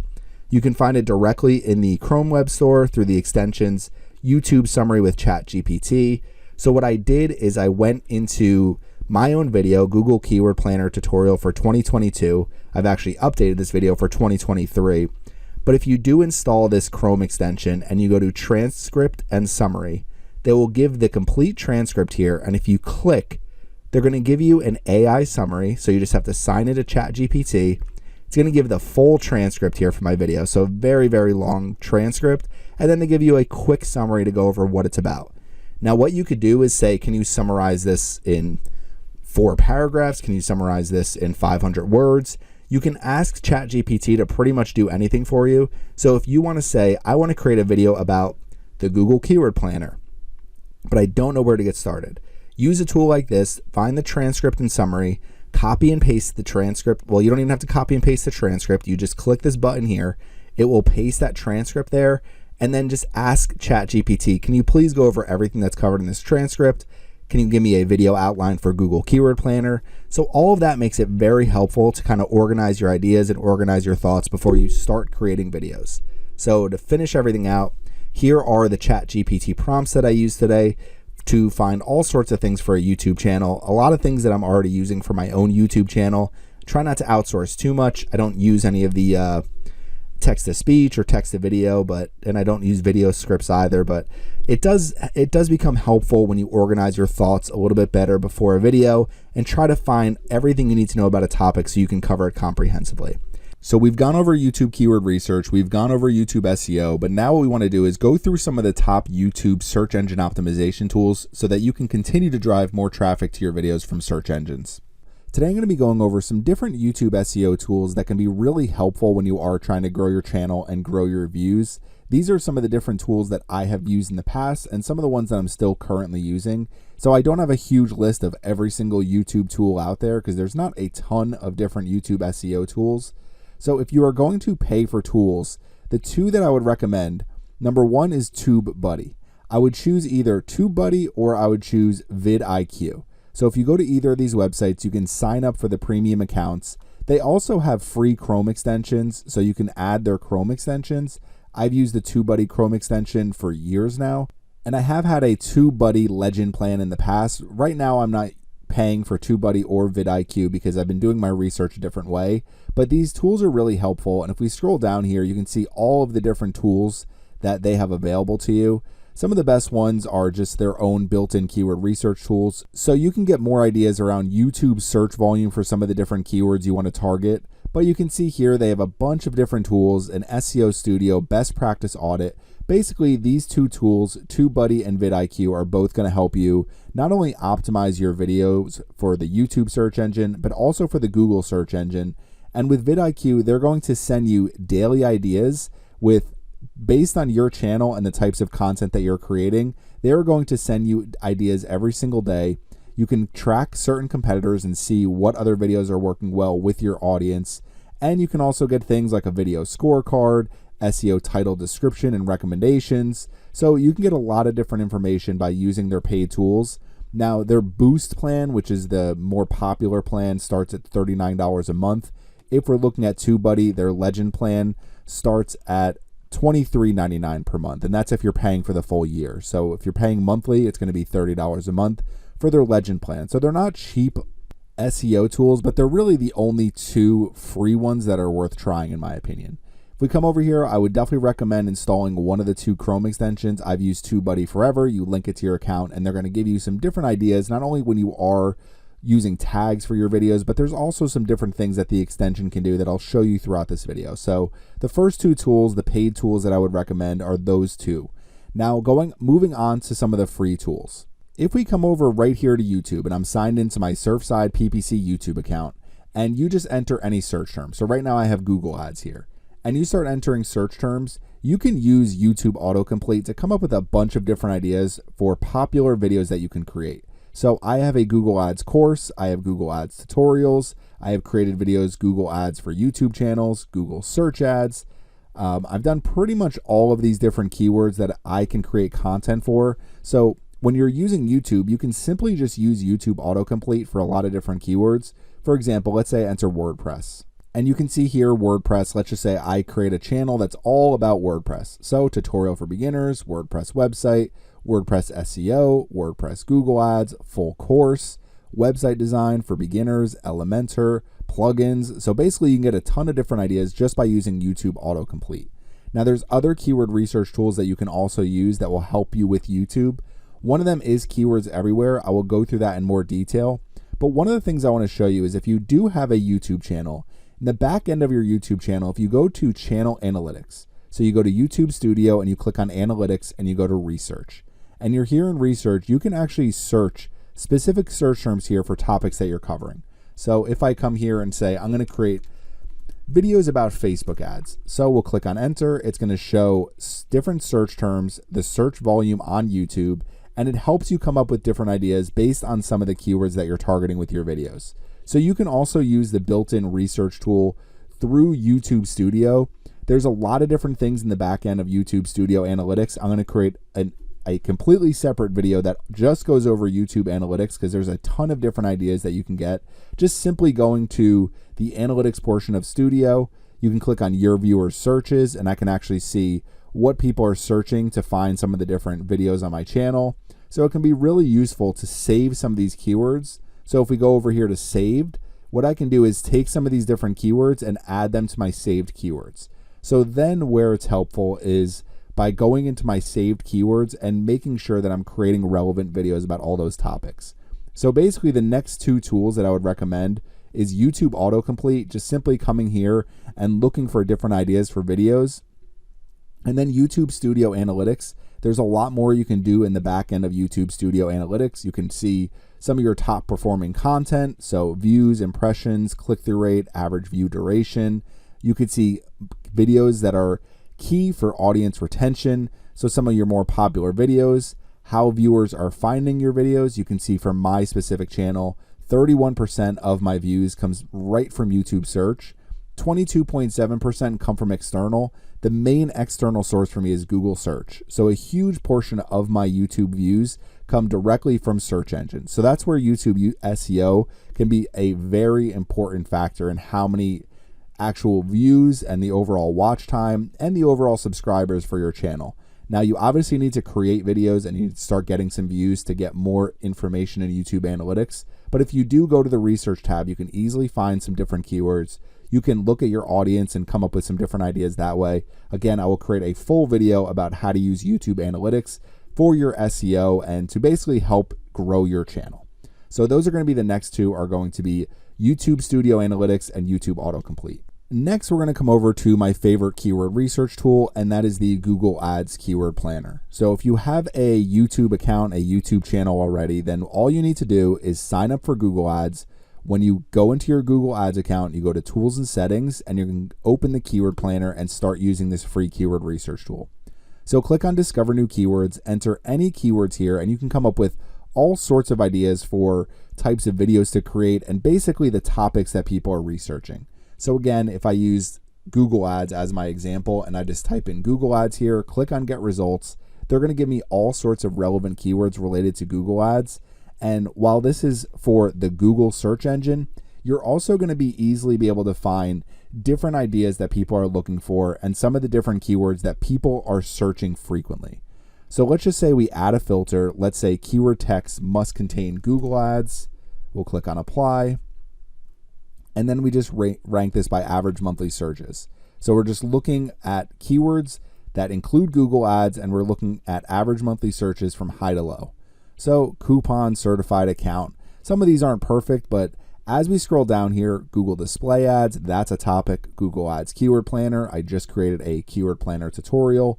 Google Shopping Ads, Search Ads, Manager Account, Cost. These are all different topics that I can create videos for. And if I pull out, let's just say the 30 most popular topics, the 30 most popular keywords, I can come up with a bunch of different video ideas to make sure that I am satisfying the problems that people are facing and giving them a video with a step-by-step tutorial for how to use Google Ads. So if you want a YouTube SEO tool, one of the best things you can do is keyword research, and the Google Keyword Planner is going to give you access to basically every single keyword that people are searching.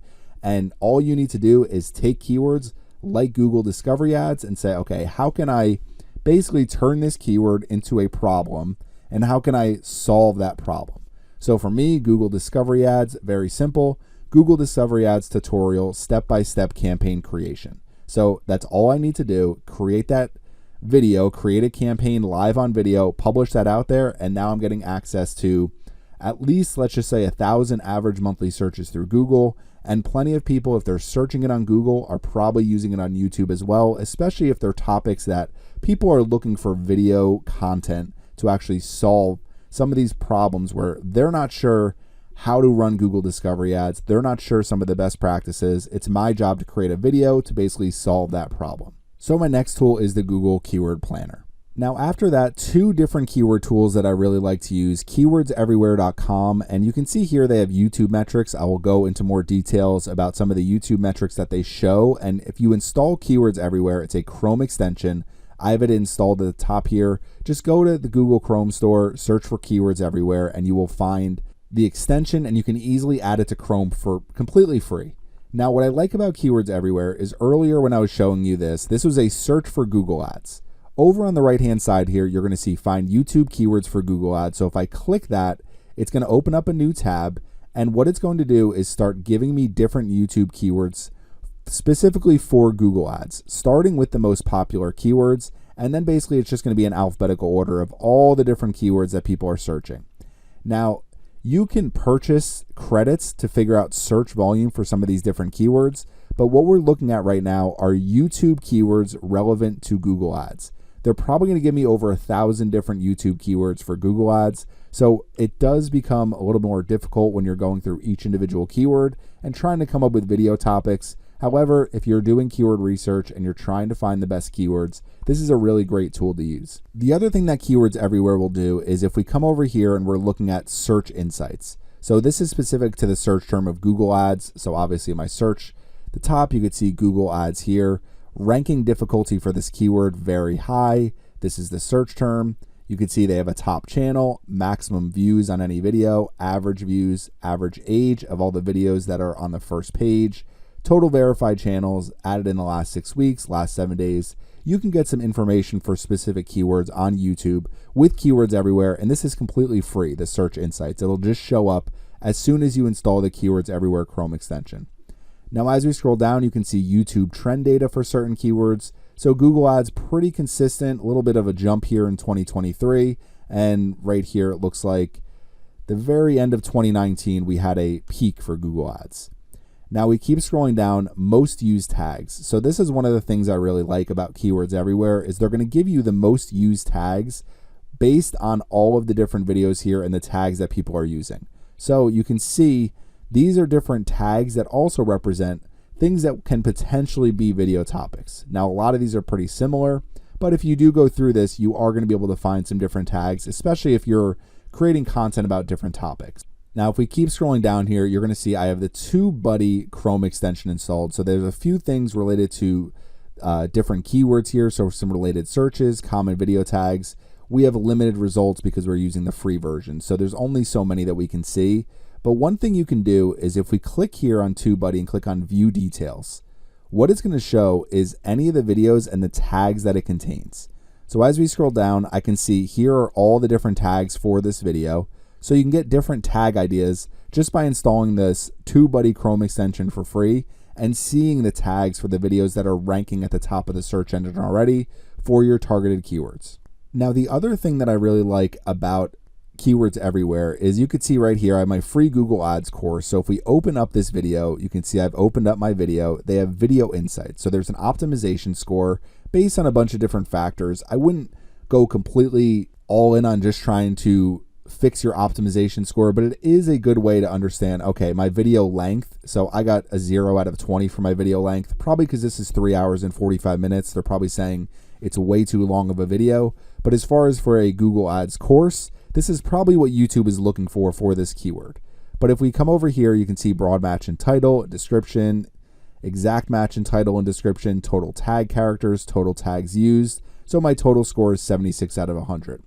Engagement score, so I have a 0% for engagement score. I'm not sure how they factor all of these, but it is good to kind of see this. Topic expertise, 75%. You can see all of my tags here. So if you go to any individual video with Keywords Everywhere installed, you can also see all the tags for that video. So some different things that you can do with these tools.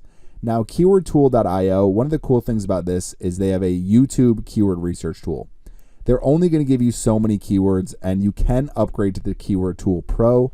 I personally have never used their Pro version of their keyword, but if we type in Google Ads again here, click on search. They give us 675 total keywords. So you can see basically a lot of these at the top are some of the most popular keywords, but then as we come down, there's more keywords. And again, these are going to be in alphabetical order too. You're going to get very similar keywords from keywordtool.io that you would also get from Keywords Everywhere. But what I do like about keywordtool.io is it's much easier to kind of pull out some of the keywords that can represent video topics. So audience targeting in Google Ads, bidding strategy, beginners, basics, best practices. These are all different videos that I can easily create. So if I go through here, I can kind of pull out some of these different keywords and then take each of the keywords and turn them into a video idea. So Google Ads best practices 2022. Obviously it's 2023 as I make this video. So here are 7 Google Ads best practices for 2023. So make sure it's updated information, tell people about some bidding strategies they should try, some different types of audiences they can target, whatever it may be that can be helpful for people to improve their overall Google Ads results. So 2 more tools, Keywords Everywhere and keywordtool.io. Definitely worth trying, and you can figure out a bunch of different long tail keywords by using their free keyword research tools. Obviously, if you want search volume, trend, any of this other information, you are going to have to subscribe to the Keyword Tool Pro, or with Keywords Everywhere, you can actually buy credits and see the search volume. If you scroll down here, they explain all of their YouTube metrics. I'm not going to go through all this in this video, but you can see it can be helpful to understand, okay, maybe this video isn't as optimized as I think it is. And that's going to bring us to our next tool, and our next tool is Google Trends. So if you go to Google Trends, I've already gone to Explore. So you could see Google Trends, this is the home page. If you go to Explore, you can explore search terms and topics. So let's just say Google Ads, and we have the topic of Google Ads and the search term Google Ads. So I'm going to use the search term of Google Ads, and what they're going to do is if we scroll down, we can see interest over time, interest by sub-region. This may be useful if you are targeting a local market. Related topics. So they have rising topics and then they have top topics. So you can see all of these different topics here. And what Google Trends can be useful for is coming up with not only some different ideas as far as what people are searching. So Facebook ad library, that could be a video. Google Analytics 4, that could be a video. Character counter. So I could probably make a video about 5 different character counter tools to use when you're creating content. And that video will probably get a decent amount of views. Google Ads coupons, so how to get one, performance max Google Ads. So when you're looking at some of the rising search terms, these are things that are much more popular. And then if you're looking at top search terms, these almost are, let's make sure that any of these most popular related search terms that we're creating some type of content for. For Google Ads, this isn't really the best topic, but let's just say, for example, I'm creating content about the NFL. So if you go to the NFL and you could do search term, you can do league, they'll pull up different football teams. We'll do NFL, the league. We'll look at interest over time. So we're looking at United States, past 12 months, all categories. One thing you can do is switch to YouTube search. For this example, I'm just going to use web search, but you can also switch to YouTube. I would highly recommend looking through some of these different search engines for your own topic. But if we scroll down, related topics. So related topics can be really useful to see what people are talking about. Why is a specific topic rising, and can we make content about it? Rising search terms. So these are the things that are the most popular right now. The NFL draft's coming up. So NFL draft order, combine, mock draft, all things that are related to the draft. And then if we come over here to top, again, these are different things that may be, okay, what's the NFL schedule for 2023? What are the NFL games this weekend? So depending on what types of content that you're creating, Google Trends can be very useful. If you are really creating all sorts of content around trending topics, go right to trending now and they will show you the most popular daily search trends for the day. So if you have an entertainment website, you're creating content about maybe celebrity news or movie news or sports news or anything like that, you could probably use this information to come up with a daily video topic. There's also real-time search trends, so they'll show you over the past 24 hours some of the things that are trending the most, and you can view this by different category. So again, if you're in sports, click on sports. If you're creating business content, go to business, and you can probably see some of the most popular business stories for the day. So Another tool, Google Trends, very good for finding trending topics and then also exploring rising search terms and trending search terms related to whatever it is that you're creating content about. Now, there's a few more things I want to go over. So another tool that you can use is if you want to actually track the rank for some of your different YouTube videos, you can easily do that using ytrank.net. They will allow you to look at an individual video and for a specific search term for free. Now you can see they're launching an improved version soon, but what I did is I entered the URL for my Google Keyword Planner video and where it ranks when people are searching Google Keyword Planner. So I'm on the first page in the 3rd position. You can also figure this out by going to the back end of your video.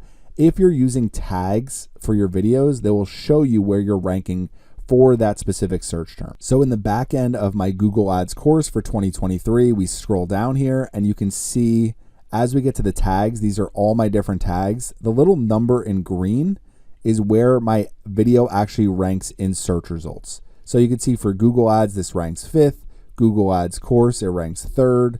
Now this is saying where it ranks in YouTube search results for me. So this is going to vary based on where people are located, types of content people are interested in. So the YouTube search engine has its own algorithm. So obviously if you're seeing some of these numbers, it's probably going to be similar for other people. Free Google Ads course, I rank 1st overall. Google Ads 2023, I rank 4th. And I can tell you this video has a lot of views specifically from the YouTube search engine because I'm ranking so high for some of these popular keywords. Now I obviously need to keep all my Google Ads content up to date. So when you are using something like YouTube Rank or you're using any type of rank tracking, here's another one is tuberanker.com. They will allow you to actually track specific keywords and specific videos to see how well your video is ranking for that keyword. I don't really use rank tracking tools that often. You can look up other YouTube rank tracking tools. For me, it's kind of more of a, let's make sure I'm creating this content throughout the year so that my ranks stay high for these individual keywords that I'm targeting.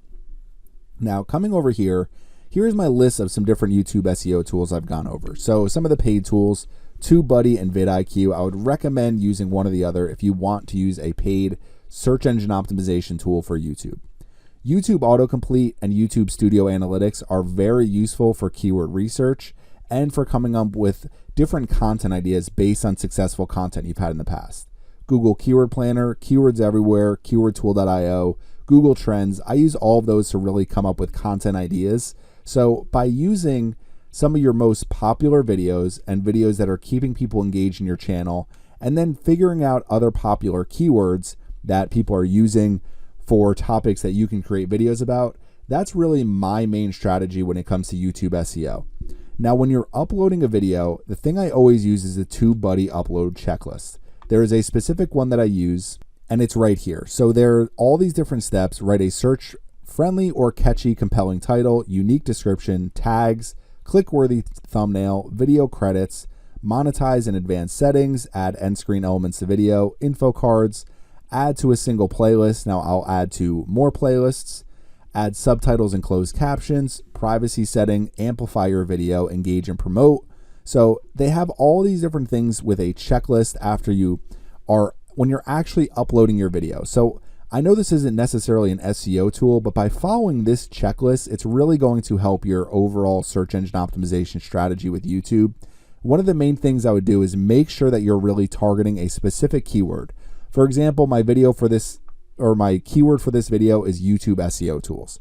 Pretty obvious. So when I'm trying to rank on YouTube, that's the main thing I'm trying to rank for, and I'm hoping this video reaches the first page of Google because that means that I'm going to get a lot of views on this specific video. Now, there's not some trick or hack to getting to the top of search engines. Really what you're trying to do is focus on creating videos around specific topics and trying to keep people engaged on your video, and that is going to help your rankings. So that's always my goal. Now, YouTube rank tracking, I went over the two here. YT Rank is free. I don't know if there's limitations because I haven't used it that often. TubeRanker is not free. And then there's other rank tracking tools out there for YouTube. You can also use TubeBuddy and vidIQ, and they're going to help you with some of your rank tracking for keywords that you're targeting.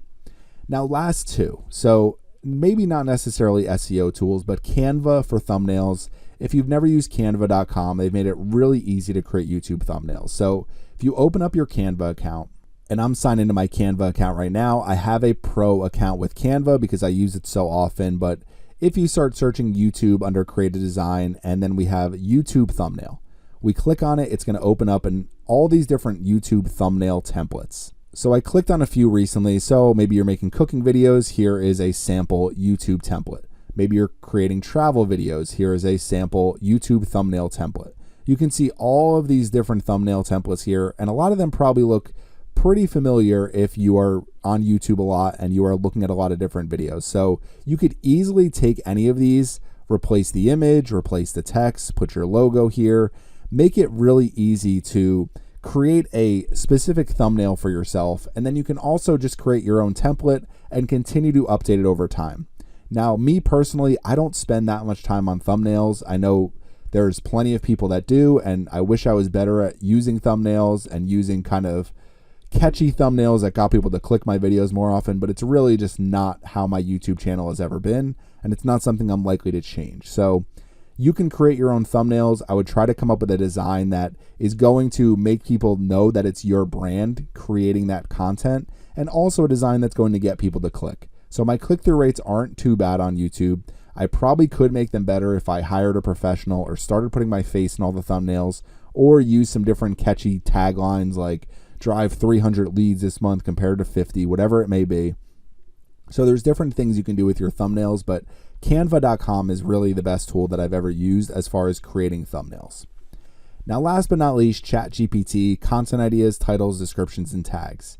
So maybe not necessarily a YouTube SEO tool, but ChatGPT can be very useful. Just like we went through some keyword research for Google Ads earlier, let's say we open up ChatGPT and I say, I need some ideas for Google Ads videos that I can create. So we go to ChatGPT. I have AI PRM installed, so there's already some built-in ChatGPT prompts, some different ones for YouTube as well. But if we come to the bottom here and I just say, so I'm creating videos about Google Ads and publishing them to my YouTube channel. I want to target the most popular Google Ads keywords with my videos. Suggest 30 Google Ads videos I can create for my YouTube channel that target popular Google Ads keywords. So we'll click on enter. Okay, so Google Ads tutorial, PPC advertising with Google Ads, campaign setup, keyword research, high converting ads copy, bidding strategies, landing pages, extensions, remarketing, Google Display Network. So basically all of these are videos that I've created in the past. So these are all really popular topics related to Google Ads. And you don't have to take every single one and say, yeah, that's definitely one that I need to create a video for. But Google Ads budgeting, advanced strategies for service-based businesses to generate leads, campaign optimization, landing page optimization, keyword match types, campaign experiments. So there's all these different keywords that we can target.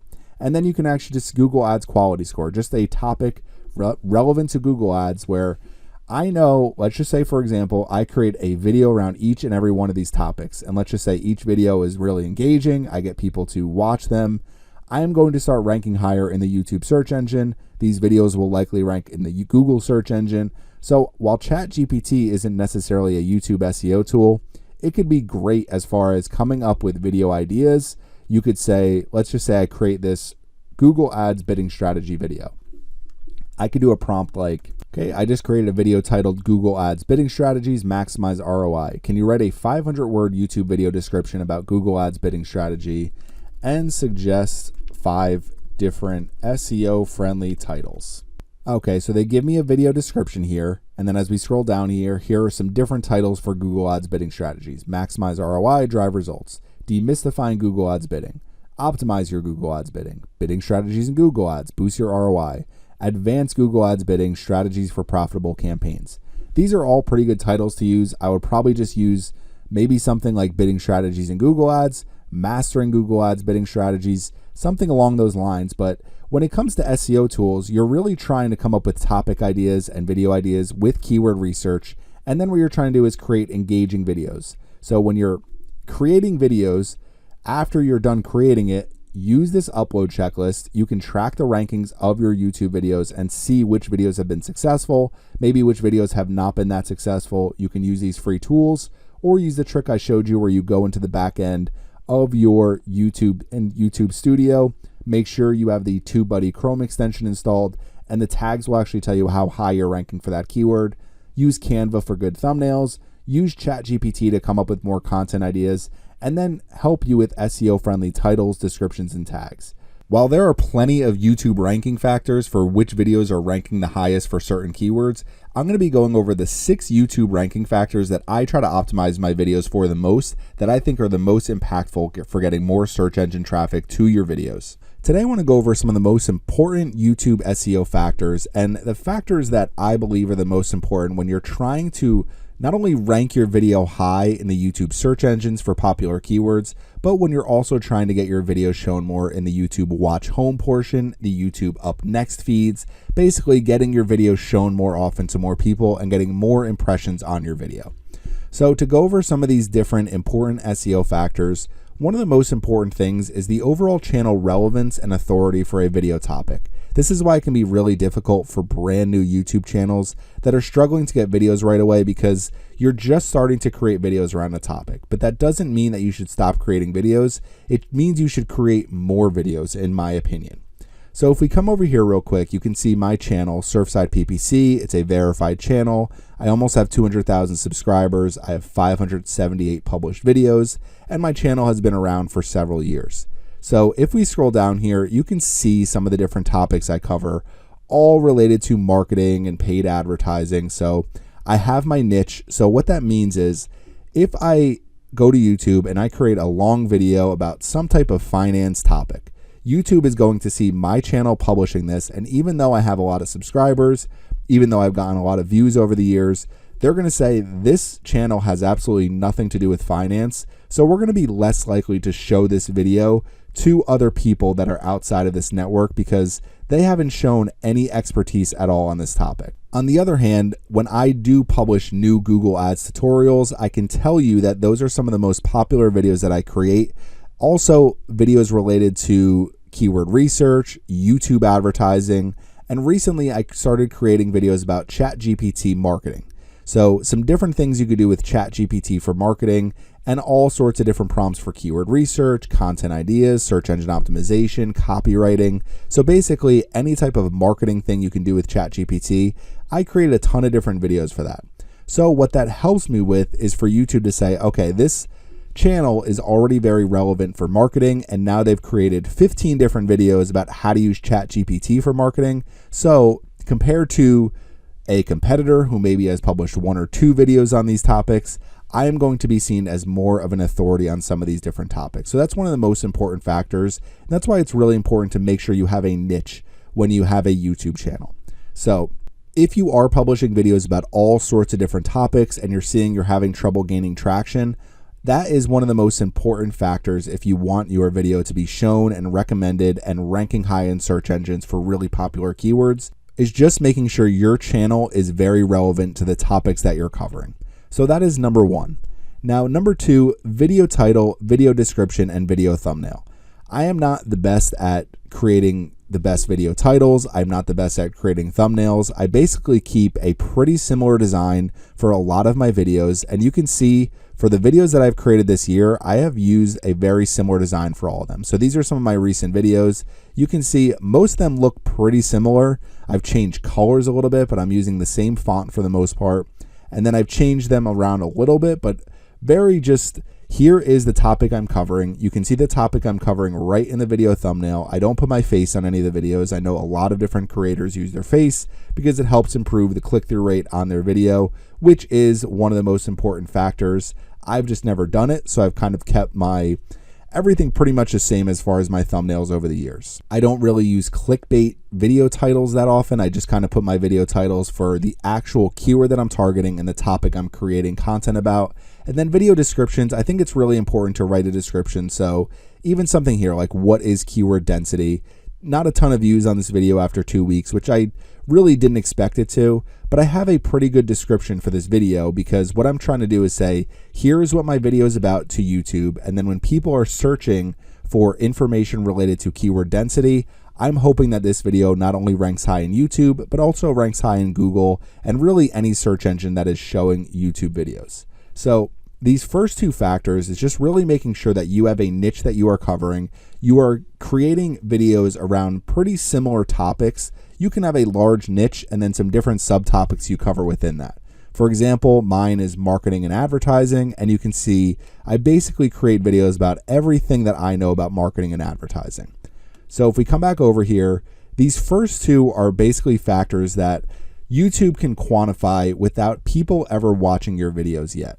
Obviously, your historical views can matter, but when you are publishing a new video, what YouTube is going to take into account is, okay, how relevant is this channel to this topic, and how well is this video actually optimized for search engines, telling us what keyword it's covering based on the video title, using the keywords and more topic descriptions in the actual video description, and then creating a thumbnail that people actually click on. So the next four factors are all different factors that are going to be quantified based on how people actually watch and engage with your video.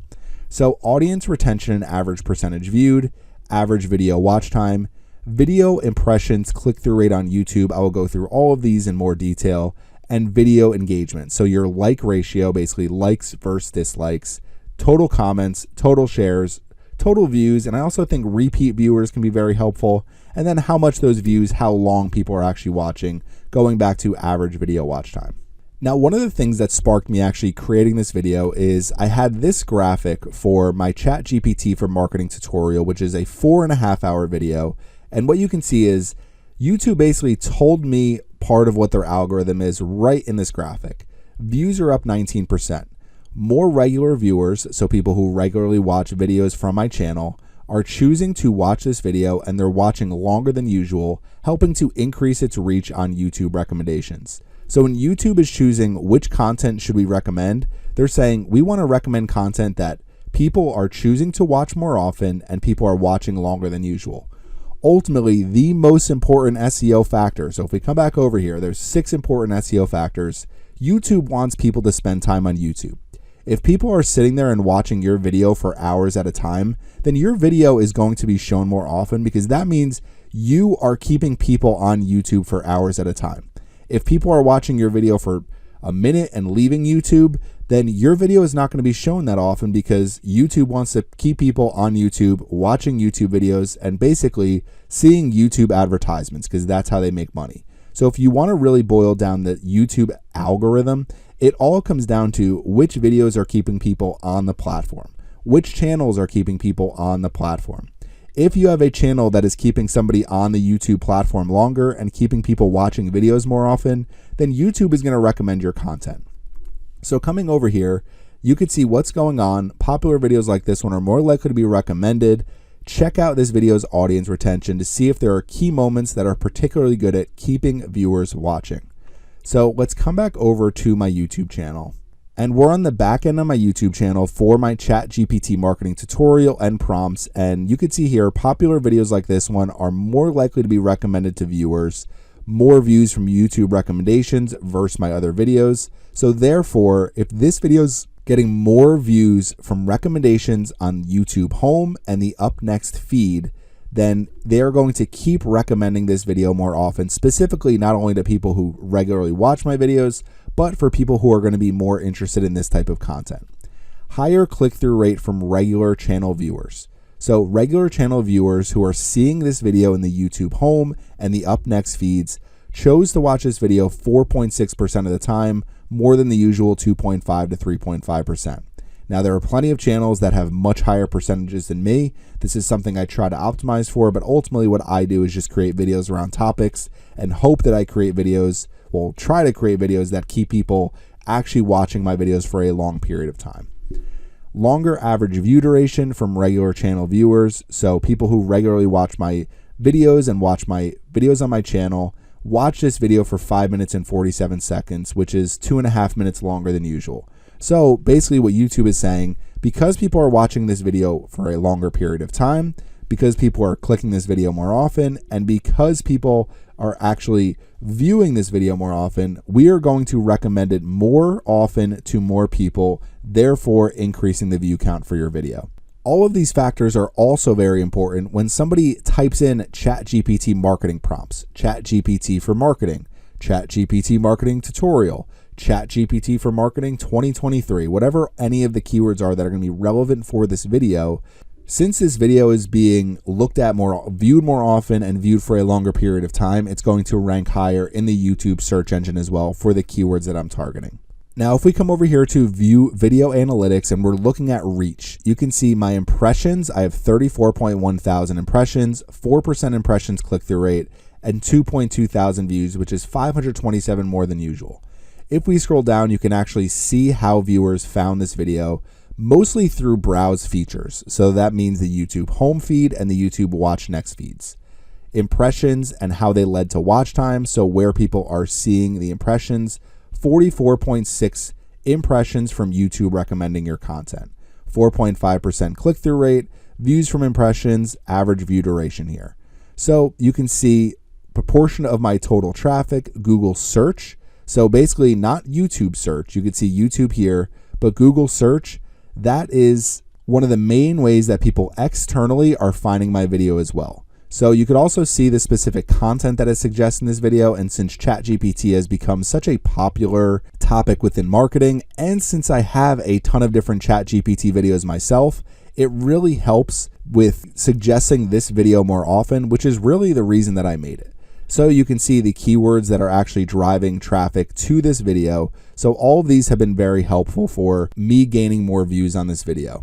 And now the last thing I want to go over is you can see engagement for this video since published. The watch time hours is 264.8 hours since I published this video. My average view duration is 7 minutes and 8 seconds. So you can see for this video, it's way outperforming, if you see this down here, my typical video performance. So that's helping me gain a lot more watch time, and it's helping me drive more views for my channel as well. So if we keep scrolling down here, the other thing you're going to see here is this is audience retention. This says 103% of viewers are still watching at the 30-second mark, which I don't know how that's possible, honestly, to have more than 100% of viewers. But if we do come down here, after 10 minutes and 43 seconds, 12% of people are still watching this video, and 10% are still watching at 13 minutes and 24 seconds. So what that helps with is the overall average view duration for this video. And what I have found is getting a high average view duration is really difficult, because what you're trying to do is not only get people on your video, but get people to continue watching, which is one of the most difficult things on the internet, because there's so many different pieces of content that people can actually watch. There's going to be a portion of people that come to my video and after a minute or two are going to say, not interested, and move on to the next video. What I'm trying to do is get people to actually sit and watch this for a long period of time. There's also people that are probably clicking this video, downloading my prompts, and then just exiting the video and not really interested in what I have to say, which is fine. So all of these are really important factors. And then down here, you can also see that I have a 99.5% like ratio. So that means out of the people that have liked or disliked this video, 99.5% of people have liked it. I think I have one dislike on the video. So all of that is really important when you're trying to rank higher in YouTube. So what you're really trying to do is create videos around really popular topics and then get people to watch them for a long period of time. In a previous video, I went over some different SEO ranking factors that I think are important for every single video that you're uploading. So the title, the description, the tags, views, repeat viewers, returning viewers, shares, likes, comments, whether or not you have closed captions, so retention rate, how long people are actually sitting there watching your video on average, the video watch time as a percentage. So for my video, it's 2.6%, but since it's a 4.5 hour video, that means that people are actually watching for over 7 minutes at a time. The average video watch time and the total video watch time. So all of those are really important factors.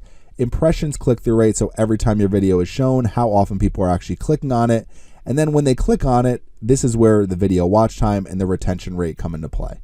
YouTube search terms. So obviously if I'm targeting really popular search terms versus search terms that aren't very popular, you're not going to have as many views on those videos. Channel authority. So how long has this channel been covering this topic? How many views do they have around this topic? How many videos have they published around this topic? All really important factors as well. Same thing with relevance. Now, backlinks. I don't know how important it is to have backlinks for your specific video, but since backlinks are used so often in Google search, I do think it helps when people are sharing your videos and people are linking to your content. I think all of that is really important. I don't know if it's an actual ranking factor, but I assume it doesn't hurt your video to rank higher, not only in the Google search engine, but in the YouTube search engine as well. Returning users, so somebody may watch one of my tutorials and then come back to my tutorial later. Somebody who's watching one of the videos on my channel who watches 10 more videos on my channel. YouTube is going to continue to show them my videos as long as they show interest in what I'm publishing. The overall video length, I think, is important. So for this one, it's a 4.5 hour video. Obviously, that's an extremely long video, but I have found that videos that are 20-30 minutes tend to do better on my channel than videos that are 10 minutes or less. Video quality, so just making sure you're uploading in at least 1080p. Obviously, the higher the quality, the better. Total channel watch time, I think that's really important. Just showing this channel has kept people on YouTube for long periods of time. People who watch this YouTube channel on average watch videos for 5, 6, 7 minutes at a time. And then overall video relevance to the channel. So these are pretty similar, video relevance and channel relevance, but ultimately these are all really important factors. And then these are the 6 main things. If you want to rank high for really competitive keywords, you need to create videos that people sit and watch. It's a very difficult thing to do, and that's something that I work on all the time. Even this video right here, I'm hoping people watch it for a long period of time, because then when people are searching for YouTube SEO, this video will rank high. So if you have any questions about any of this, please leave them in the comment section. Hopefully it was helpful showing you the back end of my video a little bit, the overall engagement for one of my successful videos, and some of the different factors that come into play when you're trying to rank high in the YouTube search engine and you're trying to drive more views for your channel. The next video is short, but it's very effective for YouTube videos, and it's going to be going over how to find different YouTube tags for your videos and how to find popular keywords that are going to be the most relevant to your YouTube videos. Today I'm going to be showing you how to find the best tags and keywords for your YouTube videos so that you can actually improve your overall SEO strategy for your YouTube channel. So I created a video yesterday about keyword research for SEO, and as I was looking for tags, I figured I would go through a video for how I come up with tags for my videos. So if we come up to the top here, one of the first things that I do is I use TubeBuddy.com, which is a free and paid tool. I use their completely free Chrome extension and I install it to my Chrome browser. So that's the first tool that I use. The next tool is going to be KeywordsEverywhere.com. Same exact thing, I install their Chrome extension to my browser as well. So those are the first 2 tools that I use. The next tool that I've been using frequently is ChatGPT. They give you a lot of unique YouTube tags when you are looking for a specific video topic that a lot of these other tools will not give you. If you want to take it a step further, you can use a tool like searchvolume.io to see how much search volume all of these different tags get to kind of come up with the best list of tags possible. So let's get started here in YouTube. I have my TubeBuddy Chrome extension installed, and you can see it's connected to my YouTube account. So right here is TubeBuddy. If I click on view details, what they're actually going to do is give me all of the tags that all of these different videos are using. So that's the first thing that I'll do is I'll look at some of the different tags for the top ranking videos, and you can actually copy these tags and copy them directly to your clipboard, and then you can just take them, open up a notepad, and just paste them right in Notepad. So we have our first set here, and I'll just copy and paste these here. And generally what I'll do is I'll remove any of the tags that are related specifically to that channel. So what I'm going to do is start with this list of different tags, and then I'll go through and I'll do it for a couple of the other top videos here, especially if they're using a lot of tags. So you can see this one isn't using as many tags here, so it's not really worth copying the tags. If we come over here, some of them don't contain any tags at all. You can see some of the different tags that I'm using here. So that's where I'll get started is I'll look at some of these different videos, copy and paste the tags directly just using this TubeBuddy Chrome extension. Now the next thing as I scroll down here is they have most used tags. So Keywords Everywhere is going to give us the most used tags specifically for whatever keyword that we search. So I'm going to copy these tags as well. We'll come back over to our notepad and we're going to paste these tags.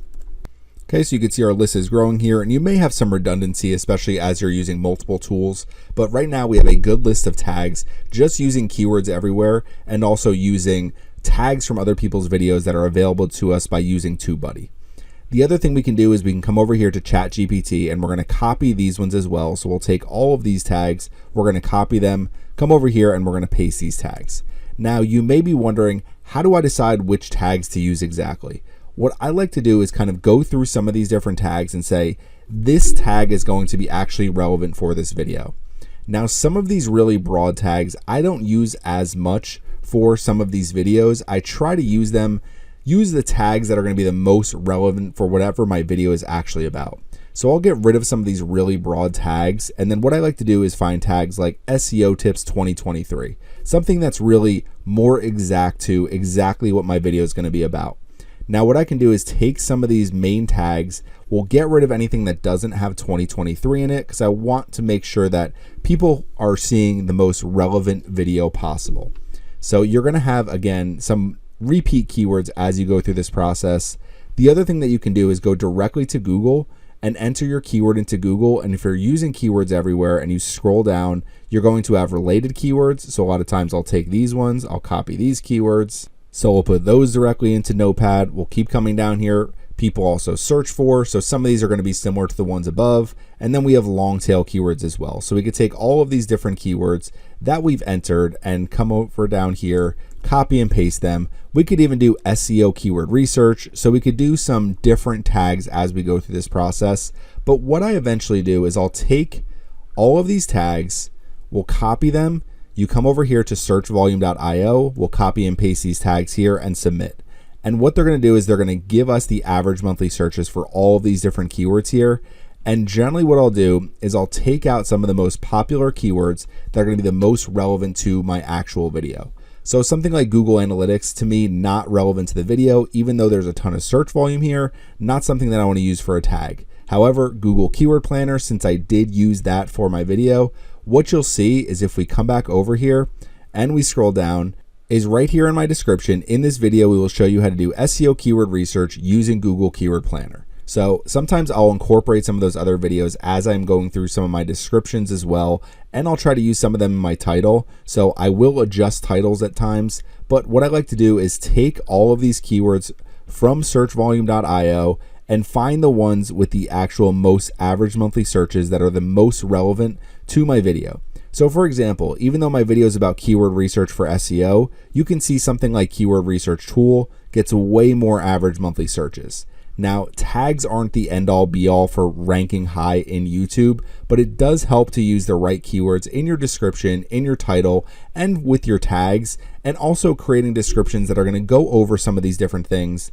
The other, last but not least in this video, is as I go through searchvolume.io, I will try to find specific keywords like competitor analysis. If we scroll down here and we see things like keyword research tools, 880 average monthly searches. That's actually going to be what my next video is about. Keyword density. So while I might not use this as a tag, I will take this specific keyword out. I'll add it to my list for coming up with my video ideas for future videos. So this is another benefit of coming up with some YouTube video tags. So as you try to grow your YouTube video channel, it's really important to understand what people are actually searching for and what the main resources you can give them to actually solve some of the problems that they're having.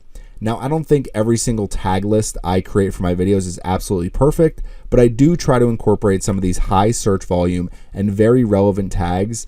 And then I try to use them in my descriptions, use them in my title if I can, or pull out one or two for my title. And then from there, I just try to get the best possible rankings I can. Now, if you're creating YouTube videos, you know there's a lot of different types of videos you can create, from tutorials to reaction videos. So in this next video, I'm going to be going over 11 popular YouTube video types. Today, I'm going to be going over some different types of YouTube videos that tend to be very popular with the people that watch them, and how you can incorporate some of these different types of YouTube videos on your own channel. So I came up with a bunch of different types of videos that you can create for your own channel, and I have 11 different types of YouTube videos here. And basically, if you own a YouTube channel, you could almost incorporate any single one of these to it. So we're going to get started with number one, and that's tutorials and step-by-step instructions.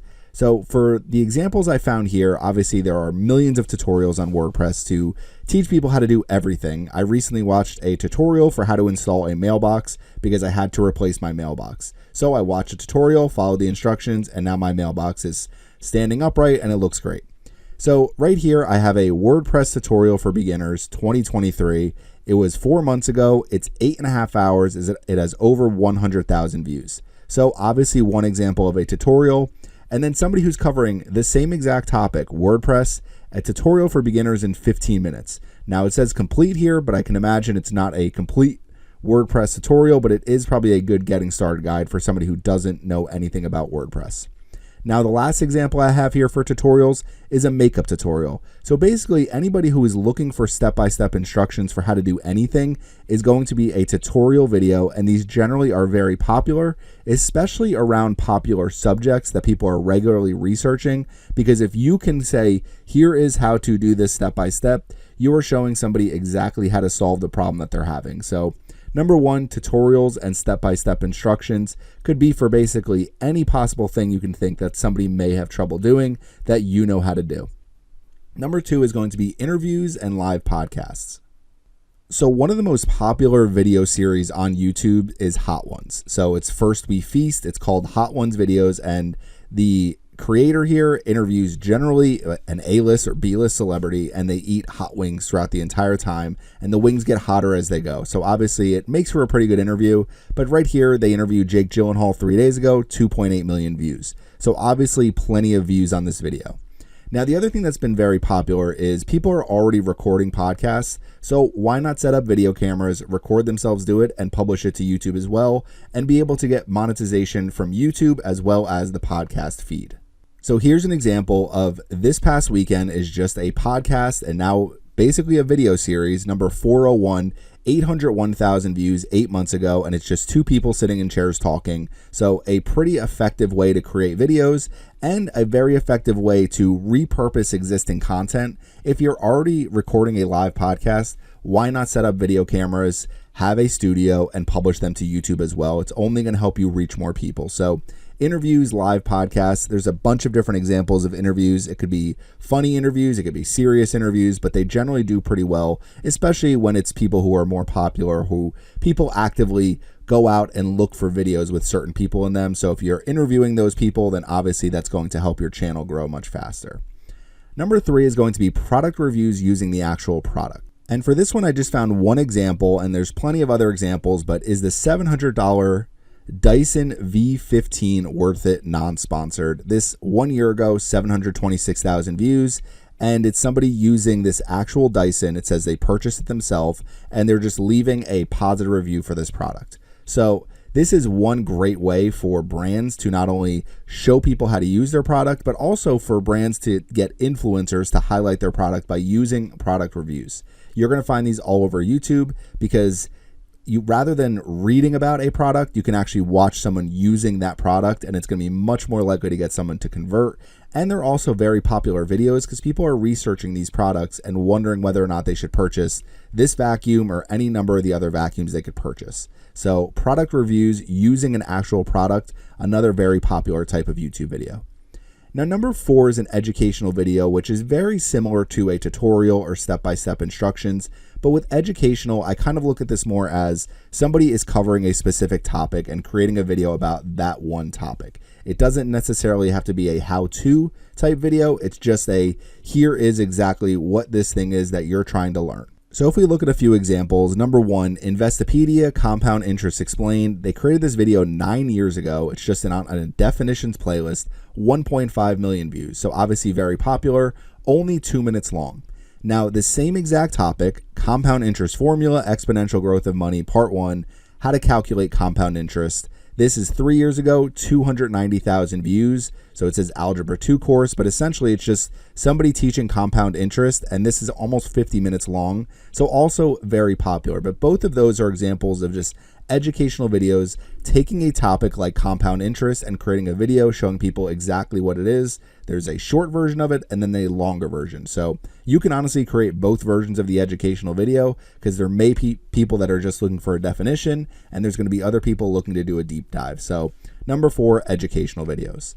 Now, number five, unboxing videos, and then also not necessarily just product reviews, but more of a product detail and a product overview type video. And the example I have for this one, there's plenty of unboxing video examples. You could see there's channels that just unbox children's toys and they have millions upon millions of views. But right here, iPhone 14 Pro Max, unboxing, setup, and first look. So you purchase a brand new iPhone 14, you have it in the box. So you could see right here, it was in the box. They go through basically every single detail about this product as they unbox it, and then show everything that anyone would ever need to know about this product and how it compares to maybe another iPhone or how it compares to something else. So this is unboxing, setup, and first look. created 7 months ago, 650,000 views. So unboxing videos are very popular, particularly with tech products like the iPhone or like Android phones, where there is a new version coming out. It seems like every few months, maybe it's every year, but you have new versions coming out. So it's basically a look at, here is what this product looks like, here are some of the different details about this product, and here is why you may want to purchase this product. So unboxing and product details, they generally are very useful for people that are looking for information about a specific product that they already want to purchase. Number 6, video games. So one type of video that you may not be able to actually include on your channel, but people who are actively playing certain video games or showing techniques, they can create very popular videos. And in the first example I have here, it's 22 tips and tricks you need to know for Madden 22. So a 15-minute video, 22 tips about how to play Madden 2022, 543,000 views 1 year ago. Now, another example is typical gamer plays arena again, Fortnite. This is streamed 8 days ago, 434,000 views. Now, this would also fall into our category of live streams, which is our next one. So after video games, one thing that you can do is live streams. So you can basically do a live stream almost no matter what type of topic you're covering. I've never done live streams on my channel, but I know it is an opportunity that I could use to try to connect with people who are watching my videos who may have questions and basically go over a specific topic, take questions about that topic, and it can be a great way to not only interact with people that are watching your channel, but then you can also publish your live stream as a video after you're done with it, getting more and more views. So obviously this one here is the first example. This was a live, so you can see streamed 8 days ago, and then they publish it and it has a ton of views already. The other thing with live streams is you can have chats, so people can chat directly to you. Now, another example here, Nat Geo Wild. This video is actually live right now. So enter the Savage Kingdom, Ultimate Predators, watch now on Nat Geo Wild. And you can see they're just live streaming this exact thing right here, enter the Savage Kingdom, Ultimate Predators, and this is just playing. So if I go to Nat Geo Wild at any time, a lot of times they have a video playing. It says they started streaming this on 31 March 2023. It's currently April 16th, so I don't know if they just have an ongoing live stream since March 31st, but you can see there's almost 2,000 people watching this right now. Another example, a lot of kids channels do this where they have set up a live stream for the entire day. So as parents are looking for videos to watch for their kids, even though, I mean, this channel has 40.8 million subscribers, even though they have thousands upon thousands of videos already published, they just live stream some of the same exact videos that they've already published, and then parents will go and watch them. You have 125 watching now, which isn't that many, but you can see started streaming a month ago, so they just have this ongoing stream running all the time. So that is live streams, and just another thing that you can incorporate on your channel. Now lists, this is an example of a list video right now that I'm creating, but with lists, you can easily put together some different things, and they're very useful for people that are looking for information about something specific. So if I come over here to YouTube, the example I pulled up, and these are very good for travel, is top 10 things to do in London. So as people are searching on YouTube things like, what can I do in Disney? What can I do in London? What can I do here? Things to see in certain places. You can create a list and say, here are the 10 things you need to see. Here are the 5 pizza places you need to visit in New York City. So putting together some of these different lists can be great, especially in the travel niche, but lists can be good for pretty much any possible thing. Here are the top 10 video games of 2023. Here are the top 5 vacuums of 2023. So just using examples we've already gone over, lists can be very useful. 7 months ago, 250,000 views. So obviously a very popular video. And then another example I have is, this is just top 100 Christmas songs of all time, 3-hour Christmas music playlist. Obviously people play this in the background all the time during the Christmas season. So this was published 2 years ago, 21 million views. So putting together a list of some of the top songs and then putting all of those songs into one long video, one long Christmas music playlist, just another example of a list video that gets a ton of views. So coming back over here, those are lists. Now, number 9 are vlogs. Vlogs essentially stand for video blogs, but these are people that generally just record things they're doing in their everyday life. A lot of times people have travel vlogs. Sometimes people say, I did this today, here is my vlog for it. So vlogs are generally experience type videos. So if we come over and show a few examples. So this is Casey Neistat. He has a very popular YouTube channel, and it's basically just vlogs that he creates. I was invited to the Cannes Film Festival. He creates a 10-minute and 51-second video, a bunch of highlights of his visit. 1.4 million views 7 months ago. And if you see the videos on his channel, so he has 12.5 million subscribers, over 1,000 videos, and every single video is basically just a vlog, and every single video is getting over 1 million views. So it's not like he's trying to show you anything specific. It's just Halloween in New York City, 1.3 million views. About this hotel room, 1.7 million views. So he's just basically every single day recording, maybe not every day, but he's just recording different things that he's doing throughout the day. And it may be for a specific event. It may just be he has some topic he's creating videos about, but that's an example of a vlog. Now, another example, coming back to travel again, 3 days in Paris, a travel vlog. And basically it's just, this is my travel diary of the 3 days I spent in Paris. This creator has over 750,000 subscribers, over 132,000 views on this video, and it was only published 2 weeks ago. So some different examples of vlogs that are very successful.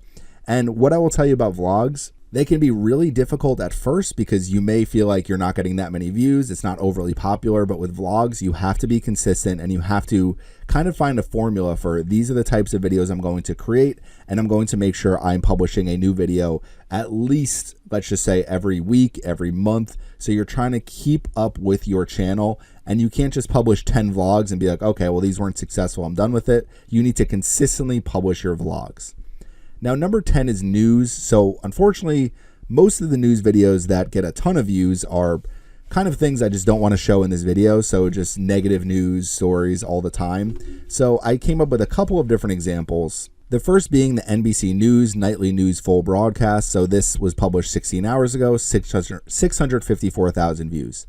If you are somebody who covers news for a living, maybe it's entertainment news, maybe it's just world news or United States news or local news, what you're trying to do is create different videos for some of the main topics throughout the day. So you can use Google Trends to do this, or you can just follow along with whatever the breaking news stories are and make sure you have videos ready to go. Now, obviously, news isn't always a happy subject, but I found an example of one that's not too bad, and it's just an NBA game. So number 6 Warriors, number 3 Kings, full game 1 highlights. So basically, it's not necessarily just news for what happened in the game, but it's also some different highlights throughout the game. NBA published this 15 hours ago, 1.6 million views. And this is a way to basically take the basketball game that happened last night that millions of people watched, and then you can actually boil it down into a bunch of highlights and get people to just watch those highlights who maybe didn't watch the basketball game or who are just super fans who want to watch everything again. So news, obviously a very popular type of video. Last but not least, reactions. So you can find all sorts of reaction videos. One of the really popular things has just been doing TikTok reactions, where somebody will make a 15-minute video, they'll play a bunch of different TikToks, and they'll react to them. It's almost similar to some of the shows that used to be on more often, like a Tosh.0 or like the Daily Soup or whatever, some of those different types of shows, but people have took those and created YouTube channels with that basic premise. So a few different examples here. The first being this video by Dr. Mike, who is an actual licensed doctor who just watches different TikToks. And you can see if we scroll down here, he published this 2 weeks ago. It has 2.7 million views. So he's just reacting to different TikToks throughout this video for 13 minutes and 52 seconds, and he has almost 3 million views after 2 weeks. Another example, the entire channel, so it's Rob Squad Reactions. The entire channel is them listening to music for the first time. They may do other things besides music, but you could see 1 year ago, first time hearing the Beatles' Here Comes the Sun reaction. This video has 476,000 views after 1 year, so obviously reactions are another very popular type of video. So coming back over here, hopefully that gives you enough examples of some different videos you may be able to try to make for your own channel. There's certainly things that you probably haven't tapped into yet. I know I haven't tapped into some of these different things yet for my own channel. So try to find a formula for what works for you. For me, it's creating a lot of tutorials and creating a lot of list type content, but I can definitely try to incorporate some of these other type of YouTube videos if I'm trying to grow my channel and trying to find different ways to get people to be interested in some of the content that I'm making. So when you're uploading a YouTube video, there's a lot of different things that you need to fill out. So I created a YouTube upload checklist, which is basically going to be some different best practices to make sure that you're amplifying your video from the moment that you upload it to YouTube. Today I'm going to be going over my YouTube upload checklist that I try to follow every single time I'm uploading a new YouTube video. So there's 2 different parts to this upload checklist because I wasn't able to fit all of it into one screen, but I will make it a downloadable PDF so you can easily follow along this checklist anytime you're uploading new videos to YouTube. So let's get started with part number 1. And what I'm going to be doing for this video is I'm going to be uploading a video that I've already uploaded. So it's right here. It's a video I created 5 months ago. And I'm just going to kind of go through the process that I use when I am uploading new videos.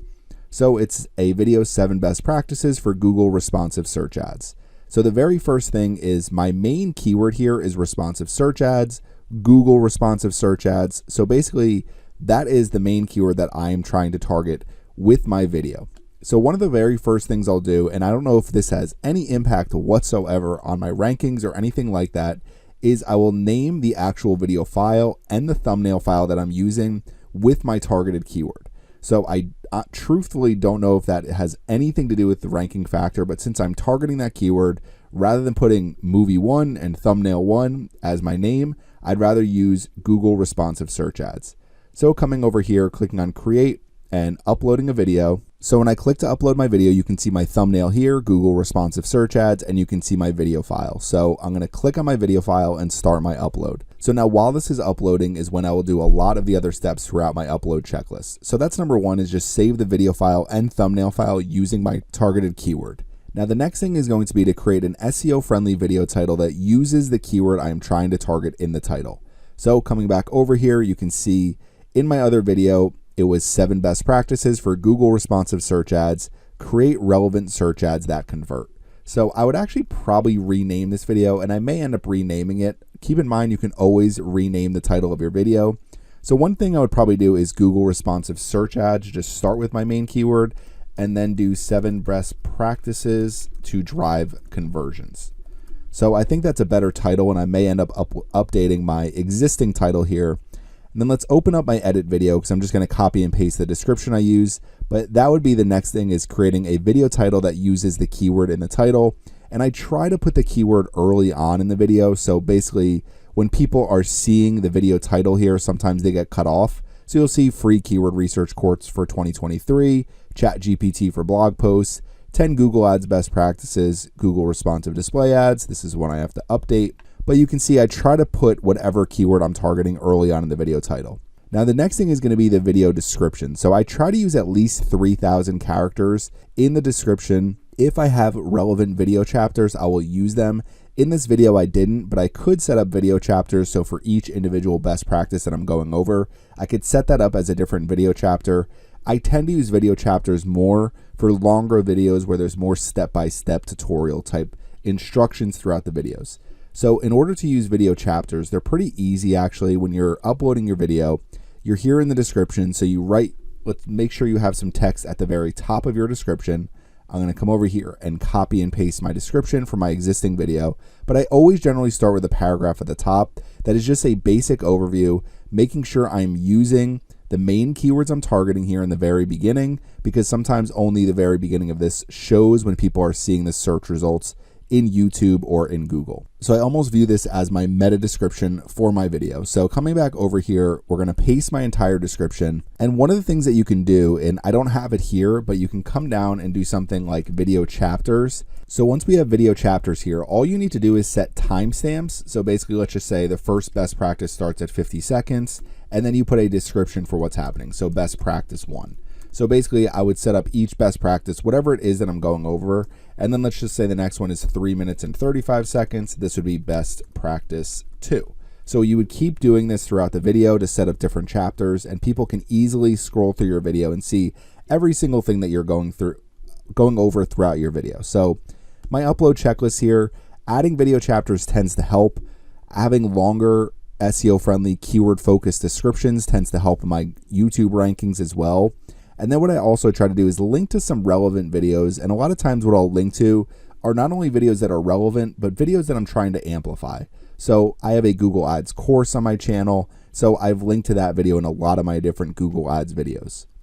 Next is add 3 relevant hashtags to your video description. So if we come back over here, we're scrolling down. Let's get rid of my video chapters here. I'll go over some different things in my description that I did, but basically at the top here, meta description. Next, I do a quick video overview a lot of times, or I will do a video description further down. I did both in this example, but you'll see I've related videos and URLs. I linked out to my own responsive search ads blog post on my website. I linked out to my Google Ads blog posts on my website, because this is one that I want to rank higher specifically for Google Ads keywords, which are really very competitive. Google Ads help for responsive search ads, so basically the support page about responsive search ads. And then I link to a bunch of my different videos: free Google Ads course 2023, Google search ads tutorial, best practices, keyword research. To me, I link out to other videos because I think people do, if they're viewing the description, they're trying to find other information that's relevant. And I also think it's telling YouTube, here are some other videos that are going to be relevant for people that are watching this video. So as they start to actually recommend other videos, it may be just another guideline to YouTube to say, hey, recommend. So for example, we come over here, say, recommend my 10 Google Ads best practices, because people may be interested in that as well. Now, I didn't link to Google responsive display ads because I just tried to stick to search ads. So clicking here and looking at my full description, you can see I have links to 2 different blog posts, to the page on Support Google, and then I link to 5 different videos, and I have 3 different hashtags here. Now with hashtags, a lot of times I'll use the Google ads, I'll use marketing, advertising. I just put responsive search ads. So hashtags can be useful just to kind of show YouTube what your video is about and maybe categorize your video slightly. So coming back over to my checklist, saving our video file and thumbnail file using our targeted keyword, we check that off. We have an SEO friendly video title, we check that off. We have a 3,000 plus character SEO friendly keyword focused description. So I did over 3,000 characters. I didn't add video chapters because I don't have them for this video, and I don't think it's worth doing it for each individual best practice throughout this video. Maybe it's something, if I create another video like this, that I'll make sure I add those video chapters. Link to relevant videos and websites in my video description. I did that. I added my relevant hashtags. Next, it's time to upload our thumbnail. And to take it a step further, what you could do is create 2 separate thumbnails. I create all my thumbnails using canva.com, but you could create 2 separate thumbnails and test them over time and basically see which one is driving a higher click-through rate. So you're going to have to use your YouTube analytics to do that and basically say, for 1 week, I'm going to use this thumbnail. For the next week, I'm going to use this thumbnail, or however long of a period that you need to get enough data to say, okay, this thumbnail has a 4% click-through rate. This thumbnail has a 3% click-through rate. Let's go with the 4%. So coming back over here as we're uploading. So you'll see as we scroll down in the bottom of the description, so I did basically a blog article in my description, but I've used almost all 5,000 characters. I used 4,822 of my 5,000 characters. So next what you want to do is upload your thumbnail. So I'm going to click on upload thumbnail now, and you can see I have my thumbnail here, so this is what I'm going to use.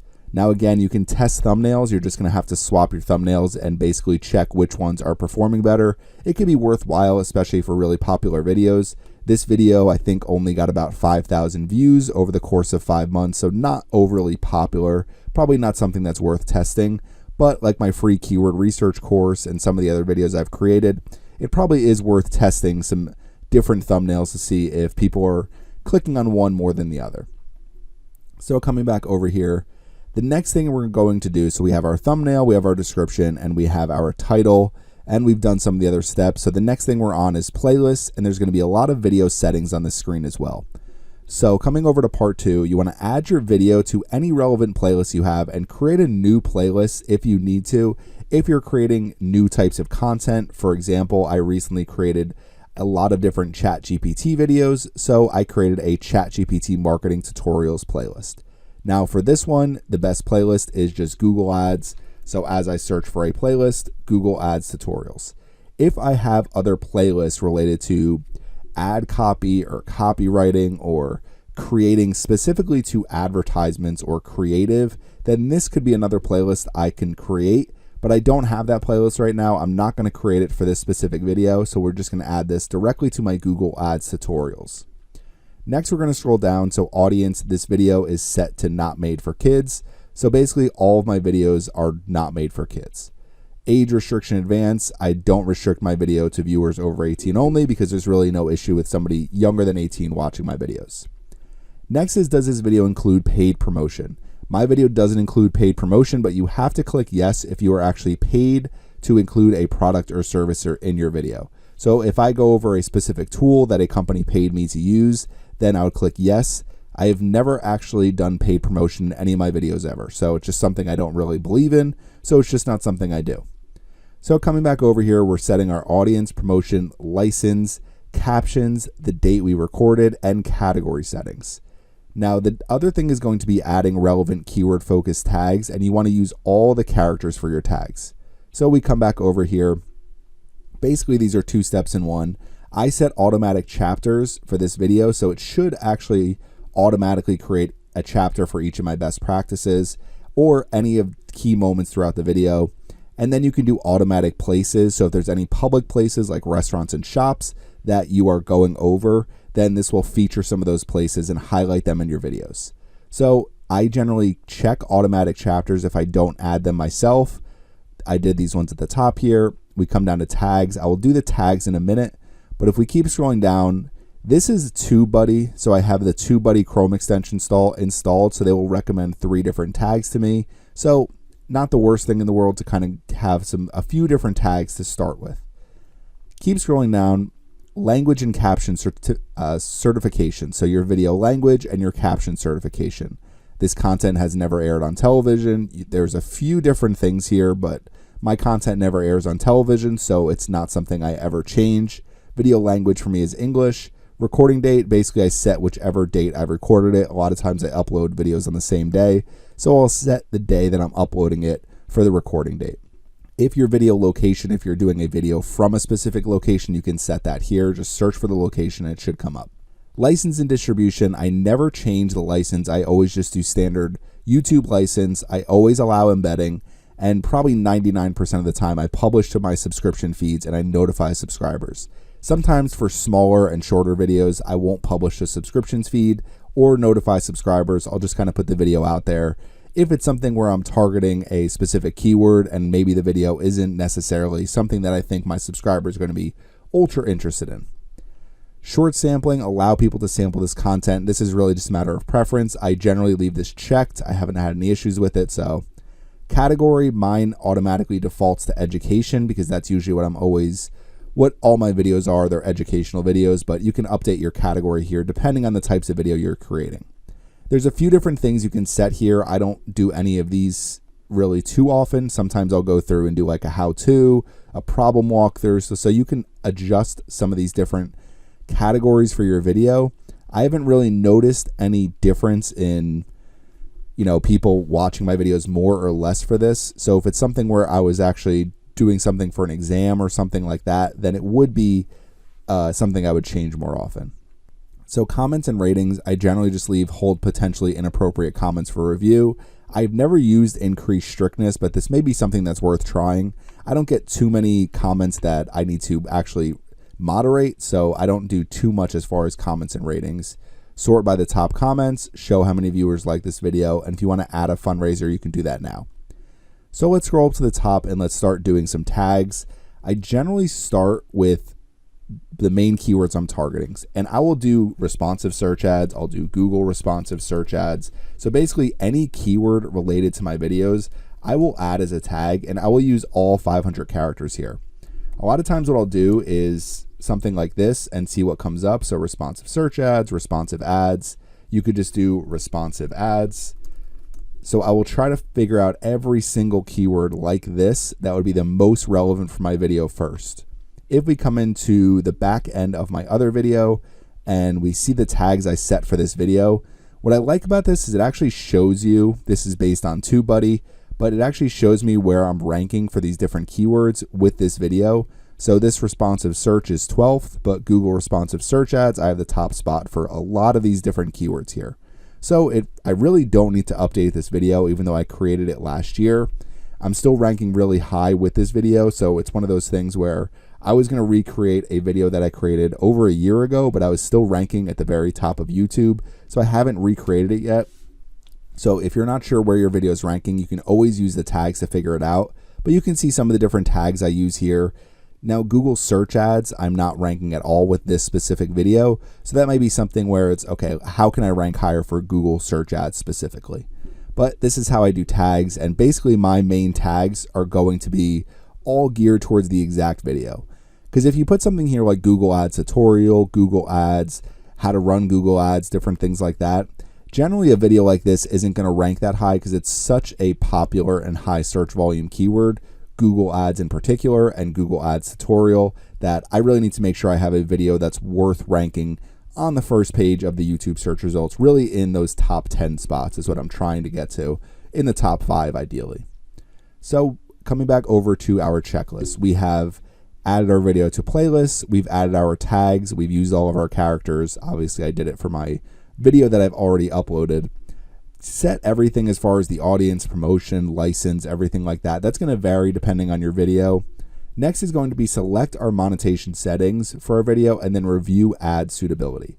So if we come back over to our upload screen, we can scroll down here. Okay, so my screen actually froze as I was uploading this. So it's always a good reminder if you're halfway through uploading and you're have to stop for some reason, or you have a freeze like I do, then just come right back in here, click on details, and it will bring you right back to where you were. So don't worry if you're half uploaded and you get caught doing something else. So we'll scroll to the bottom here. We have some of our tags set here. You want to make sure you set all of your tags. I would obviously use all 500 characters, but I've already uploaded this video, so let's click on next. We've done everything that we've needed to on that screen. Now what we can do is monetize our video. So I'm going to choose on here. You need to actually be accepted into the YouTube partner program and have monetization enabled for your channel to do this. But what you can choose from this screen is the types of video ads you want to run. You can select to put video ads throughout your video. I generally just place them automatically and I just allow YouTube to do it. Sometimes I will manage my mid-roll ads and add them to some of my more popular videos. But you can see here you can set different monetization settings. But if we click on next, we're going to go to ad suitability. So basically what this is does your video's content, title, description, or keywords contain any of the following? Inappropriate language, adult content, violence, shocking content, harmful, dangerous acts, recreational drugs content, enabling dishonest behavior, firearms content, sensitive events, and controversial issues. So basically if your video has any of these, you need to check these, just because if you're not doing this, then you're basically telling YouTube, yeah, my video is completely fine, but you should rate your video honestly here. I rated mine safe for ads because it is safe for ads. I've never had any issues with any of these with my videos, but also my videos are just educational about marketing and nothing really harmful, dangerous, or anything like that. So we have it safe for ads. We click on next. So the next part is going to be video elements. So you want to use all relevant video elements, but I mainly use end screens and cards. So if we come over here, you can add music licenses if you are adding them from Creator Music. Ensure full monetization by adding them from Creator Music. Don't really ever use this, so this may be something that you do for your video. Click on add and you can do that here. So the next is going to be add subtitles. If you have custom subtitles for your video that you've already created throughout your video, you can add these here. If you click on add, it may tell you to do these all the way throughout. You can upload a file. Some people actually outsource this, so they'll upload a file to add captions to their videos. For me, it doesn't really make sense for me to do it for my videos because it would cost me more to get captions for some of my long videos than I actually make from the videos. You can click on auto sync. This will happen over time, or you can type them out manually. So I'm not going to be doing this right now, so we're going to go back. Okay, the next thing you do is tag products. So if you have any products that you're featuring, maybe you have merchandise or something like that that you're selling, you can add those here.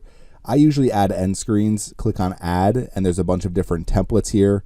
So you can see some of these are, just say we click this one right here. It's one video, one link, one subscribe. So if you click on it, you can add a link. The video showing right here is best for viewer. You can adjust that as well. Do a most recent upload, choose specific videos, or what you could also do here is add your link to a specific page on your website. So generally what I'll do with the end screen, and I should update a lot of my end screens and put more links, is I'll just import them from another video, and I have a video best for viewer, and then I have my little subscribe button down here. So at the very end of the video, you'll see as my video is playing, throughout the last 20 seconds, the end screen will come up, because basically at the very end of the video, I'm just kind of concluding everything I've gone over. So if people are interested in clicking another video or subscribing to my channel at this point, hopefully they do so. So we'll do this, we'll click on save.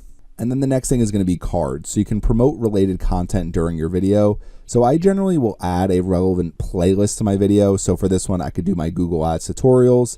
And then throughout the video, let's just say I do 3.5 minutes in, this will pop up alongside of the video so people can see, okay, I can learn more about Google Ads by visiting this playlist. You can also add different cards to a specific video. You can add them to another channel, or you can add, or your own channel, or you can add a specific link here. So if I want to say learn everything there is to know about Google Ads, I can add that link. I could say hire me to do your Google Ads. So you could basically do any of that. I generally add playlists or videos if they're relevant to the video that I'm uploading. So we'll click on next here. Now this is checks. So if there's any copyright issues, they will show you here if you have any. I've never really had any issues with copyright issues because I don't use any music or anything like that. My ad suitability is good, so we can click on next. And now visibility. So they have a tip here: selecting this setting, wait a couple hours to see if any monetization or visibility issues are found, then publish your video.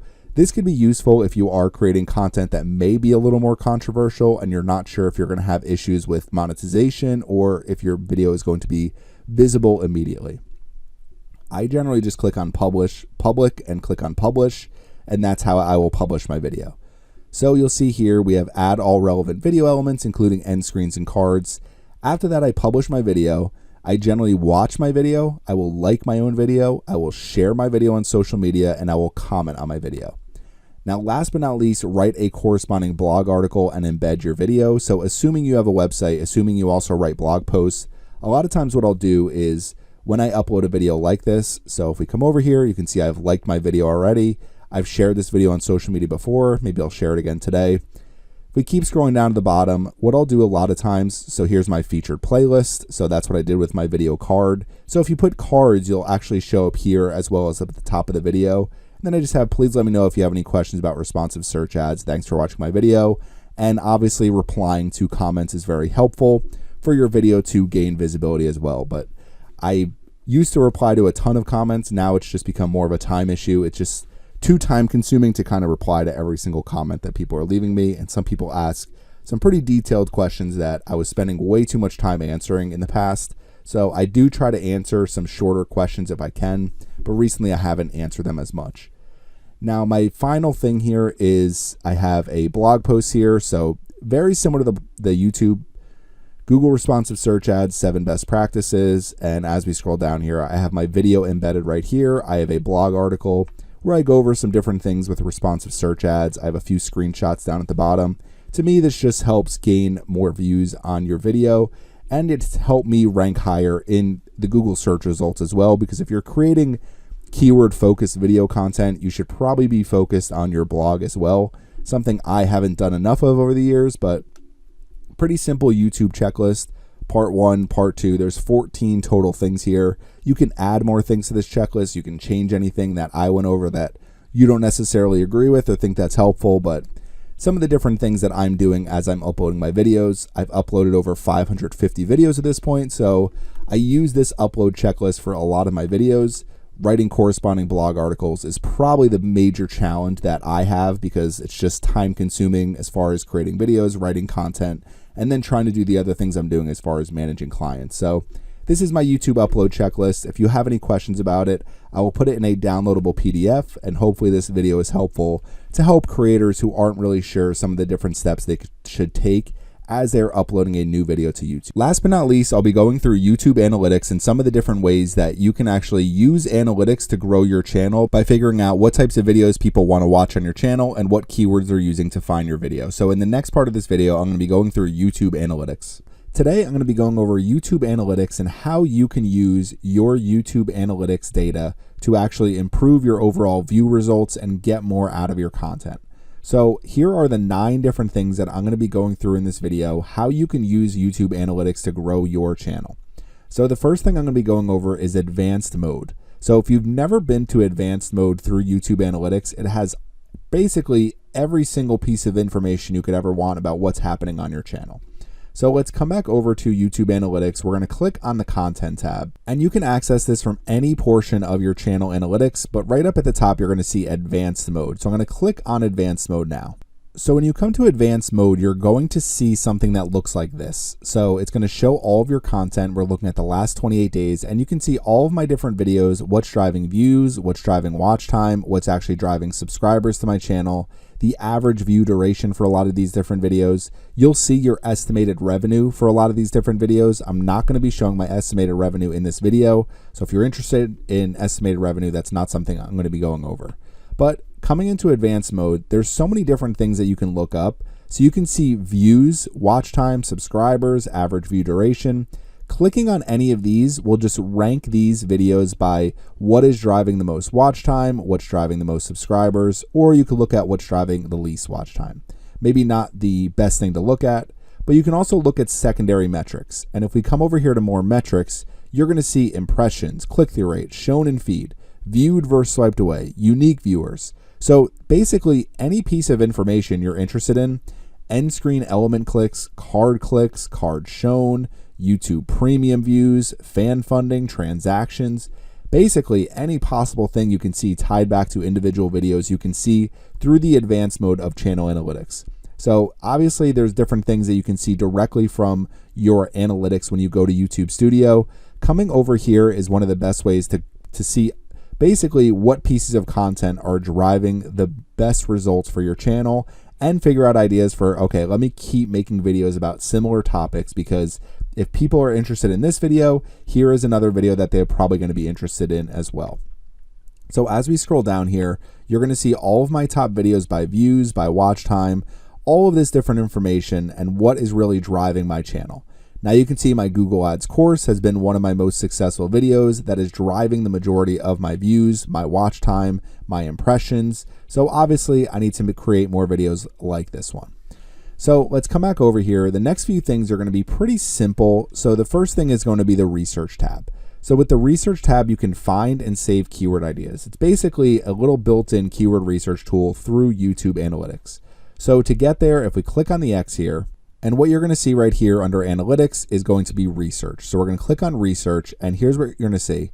Explore what viewers are searching for on YouTube. Use this tool to research some of the top searches from viewers on your channel and across YouTube in the last 28 days.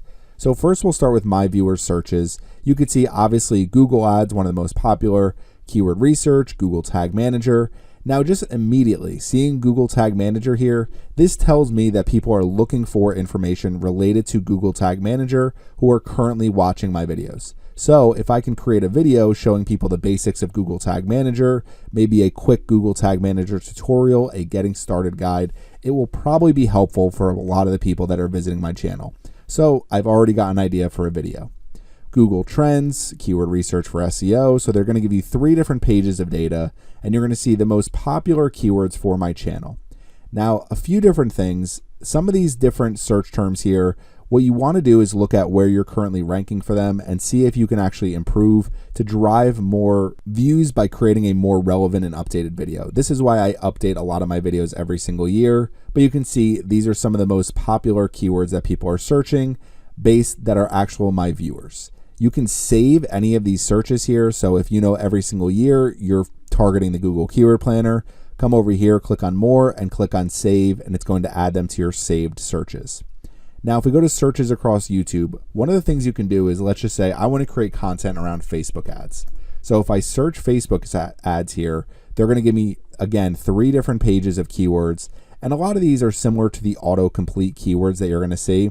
But what's useful is just seeing the overall search volume on YouTube from a high, medium, and low standpoint and getting some different ideas for types of videos that I can create that are going to be helpful for people who are interested in my channel. So if we come through here, you can see all of these different keywords, and it's going to help me come up with a few different ideas for video topics that I can create. So coming back over here, the research tab, one of the easiest ways to find keyword ideas for YouTube, very similar to just using YouTube autocomplete, but also seeing my viewers' top searches and kind of seeing some of the different things that I can actually create new videos for is also very helpful. Now the overview tab, that's basically going to be your main tab in your YouTube analytics. So if we come over here to overview, I'm going to scroll down a little bit. And what I like about overview is one of the things is why are views higher than usual? There's a few reasons for this increase, basically all based on SEO. So websites and apps outside of YouTube drove 34% more viewers. My main external source of YouTube traffic is the Google search engine. Viewers watch you 16% more often than usual from YouTube search results. So by targeting some different keywords and actually increasing my rankings for some different videos that I've created recently, that has helped me drive more clicks from different search results as far as YouTube and Google. As we keep scrolling down my top content in this period, as you can see, I've created a ton of different ChatGPT videos. The main reason for that is they've been very popular. So ChatGPT is obviously a trending tool. It's something people are searching a lot and people are looking for different prompts for ChatGPT. So I basically created videos around every single ChatGPT topic I can think of. They're driving a lot of views. They're driving some really good watch time as well. And then I have a couple courses in here, my free keyword research course that I updated from last year. I have my free Google Ads course, so I've updated this one. I'm probably going to put out another one later this year. And then you can see I have a step-by-step blogger tutorial here that I created in 2019. So this is another video that I need to update because I know I can drive more views and increase this average view duration if I create an updated video about how to create blogger blogs from scratch. So coming back over here, the overview tab, pretty basic, but you can see what video topics are really driving views. You can see what is helping you drive more and more views. So obviously SEO is a huge part of my YouTube channel. The next thing is going to be audience tab. And what I like about the audience tab is you can actually see the channels and videos that my audience are watching. So we'll come back over here and we're going to click on the audience tab. Okay, so last 28 days, 26.3 thousand returning viewers, 128,000 unique viewers, total subscribers, almost around 3,000. So I've been increasing my total subscriber growth. So that's why I like seeing audience tab as well, seeing how my subscribers have grown. What I like is channels my audience watches. So looking at some of these different channels, what's really helpful is just kind of going through some of these channels and seeing some of the videos that they've created that are really popular and seeing if there are some different ideas that I can use for my own channel. The other thing here is content my audience watches. So you can see, again, there's 3 different pages of some of the most popular things that my audience has watched. A lot of these are all down to ChatGPT and then a few different ideas that I can definitely incorporate within my own content. When my viewers are on YouTube, so this can be helpful for when you want to publish new content. For me personally, I publish basically whenever I'm done recording, editing, and ready to publish my video. So sometimes I'll publish when basically no one's on YouTube because I figure by the next morning, my video will start being shown more and more to people as they come on YouTube. So I have no problem with publishing outside these hours. I have TubeBuddy installed, so it's showing me when I should actually publish. Top geographies, this could be helpful to see where people are actually located who are watching my videos. Top subtitles and languages, and then watch time from subscribers, age and gender. So you can get a few different insights about your audience, but I really like using this tab, the audience tab, to see what channels and what content are people watching that are interested in my channel, because there's probably ways that I can actually create similar videos that people will find useful as well. So again, coming back over here, that is the audience tab. Next is going to be the content tab, seeing how viewers find my videos. So let's come over to the content tab and you'll see my views are up, my impressions are up. This is one of the main things I optimize for is impressions, because if I can get my impressions up and get my impressions click-through rate up, obviously that means more views. Higher average view duration means more watch time. Those are basically my main 2 goals with my YouTube channel. My biggest issue is I go periods of time without putting out consistent videos. So what you see over time is your views drop. Obviously you want to be consistent if you want to drive more and more people to your channel. What I like though about this is you can see top videos, you can see some information about key moments for audience retention. So what I like though at the bottom is how viewers find my videos. So 30% from YouTube search, 22.7% from external. If we click on external here, you can see the main driver of my external traffic is Google search, some from YouTube, and then there's some from my own website, Facebook, WhatsApp. So different ways people are able to find my videos. The other thing that's really helpful is if you click on YouTube search, they'll actually give you the keywords that are driving traffic for your channel. So the main thing is my brand, so people just actually searching Surfside PPC, and then the rest are different topics that I've created videos about. And I've started creating some videos like what is CPA, what is ROI, and I've done this basically because I'm trying to target some really popular keywords and see if it helps grow my overall views on my channel by creating just basic intro videos around high search volume topics. So coming back over here, how people have found my videos through the content tab. And then the next thing we're going to do through the content tab is click on see more, so we can compare our keywords over time. Now, if I come over here, you're going to see more at the bottom here. This brings us into the advanced mode that I went over at the very beginning. So the advanced mode for deep dives into my channel. When you click on see more anywhere around YouTube Analytics, it's going to bring up that advanced mode. So let's click on see more now. Okay, so what we can look at is the last 28 days. If I scroll down, you can see the main keywords from YouTube search that are driving views and watch time on my channel. So it's really helpful to kind of see where I'm ranking high and maybe some areas where, for example, what is Google AdSense? I haven't created a Google AdSense video in several years, but I use Google AdSense basically as a method of income. So there's definitely some ideas I can create where here is how to increase your Google AdSense earnings. Here's some best practices, how to get started. So those can all be helpful videos. And just seeing what keywords are actually driving some results for my channel gives me some ideas for, okay, let me make sure that I'm creating more and better videos around some of these different keywords. Now, what I really like to do, so that is the see more, is to compare keywords over time. So you can come up to the top here and do compare to, do a year over year, a period over period. So let's just do period over period, and we're just looking at the last 28 days. So if we scroll down here, you can see my views for the last 28 days and then the previous 28 days before that.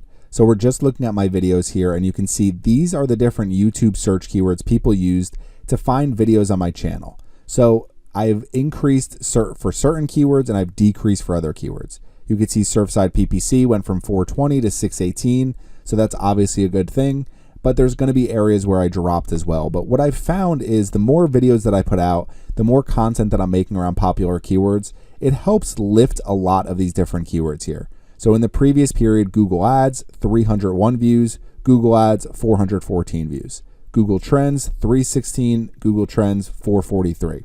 So the more I can grow from one period to the next, obviously the more views I can drive. You can see my views have dropped slightly from YouTube search, but it's been pretty similar overall. So what helps is if you're seeing views drop, you can say, okay, where was I ranking higher for certain keywords here and where am I ranking lower? Part of it is ROI marketing agency. I lost almost 200 views there. And then there's other ones where I'm just not ranking as high for ROI, pay-per-click, and some of these different keywords.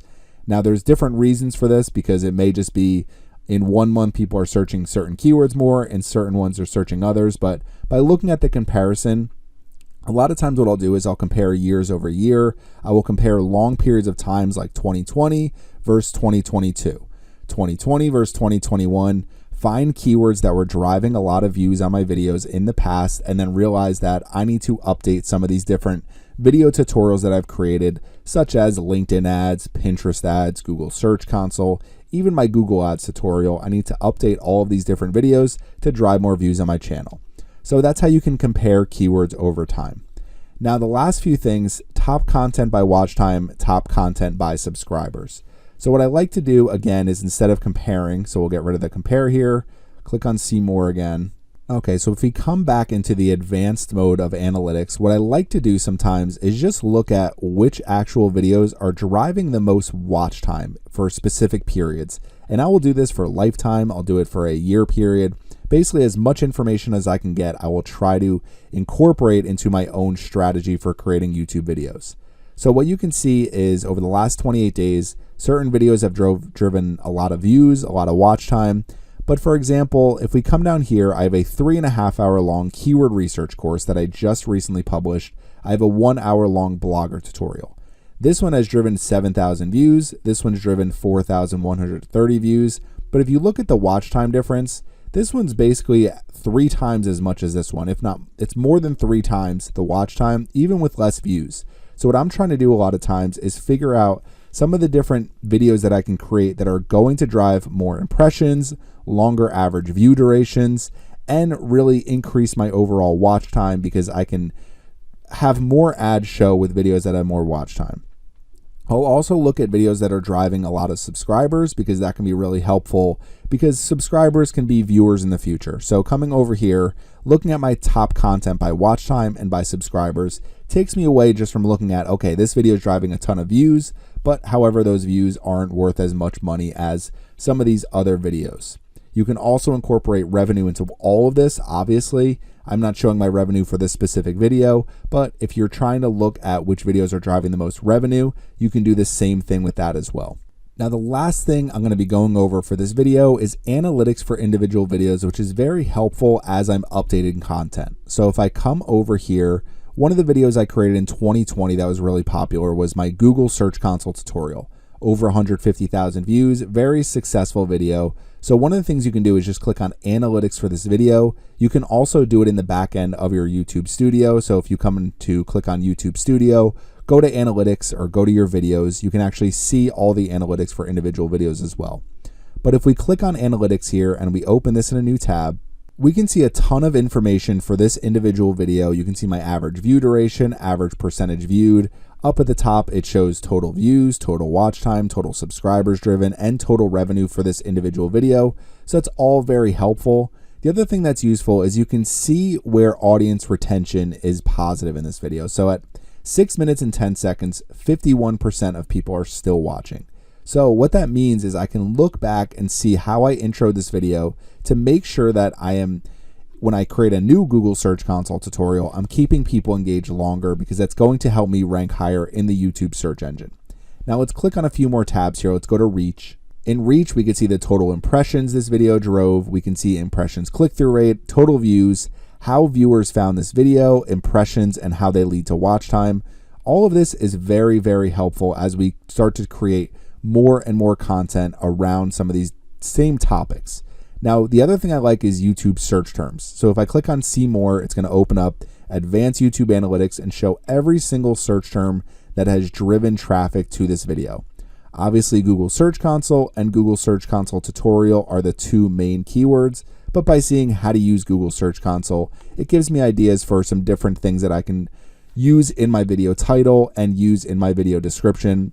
And I could even potentially do a how to use Google Search Console, a 10-minute for beginners, and create shorter videos, longer videos, try to find different ways to actually appeal to everybody who's interested in learning more about Google Search Console. The other thing that's really helpful here is content suggesting this video. So this tutorial, intro to Google Search Console, 7 ways to verify site ownership. These are all different videos that I can create myself. So if these videos are suggesting this video already, why not create videos around the same exact topic and get those views myself, increase my revenue, and ultimately what we're trying to do with YouTube analytics is find ways to improve our channel, grow our viewership, and grow our watch time. So hopefully this is helpful. If you have a YouTube channel and you're trying to figure out different ways to grow by finding popular keywords, by finding analytics for individual videos, what made them successful, which videos are driving watch time, what's driving subscribers. I use my YouTube analytics to basically increase my channel pretty quickly over the last month by creating a ton of videos about ChatGPT and putting them all together in a long ChatGPT marketing tutorial with a bunch of free prompts. Basically, I try to create helpful videos around ChatGPT because it's a very popular topic right now, and I can create the videos pretty quickly, go over some different prompts that people can use, and I'm starting to reap the benefits of the views and the watch times from those videos. Thank you for watching my video. Hopefully you can create your own successful YouTube channel and start creating more videos, uploading videos, getting views, getting subscribers, and ultimately what we're all trying to do is monetize our YouTube channel and drive more people to our business. So hopefully this was all very helpful. Again, if you can like and subscribe this video, if you can share this video and leave a comment, it would all be very helpful. Thank you for watching my video today, and hopefully you can get started with your YouTube channel.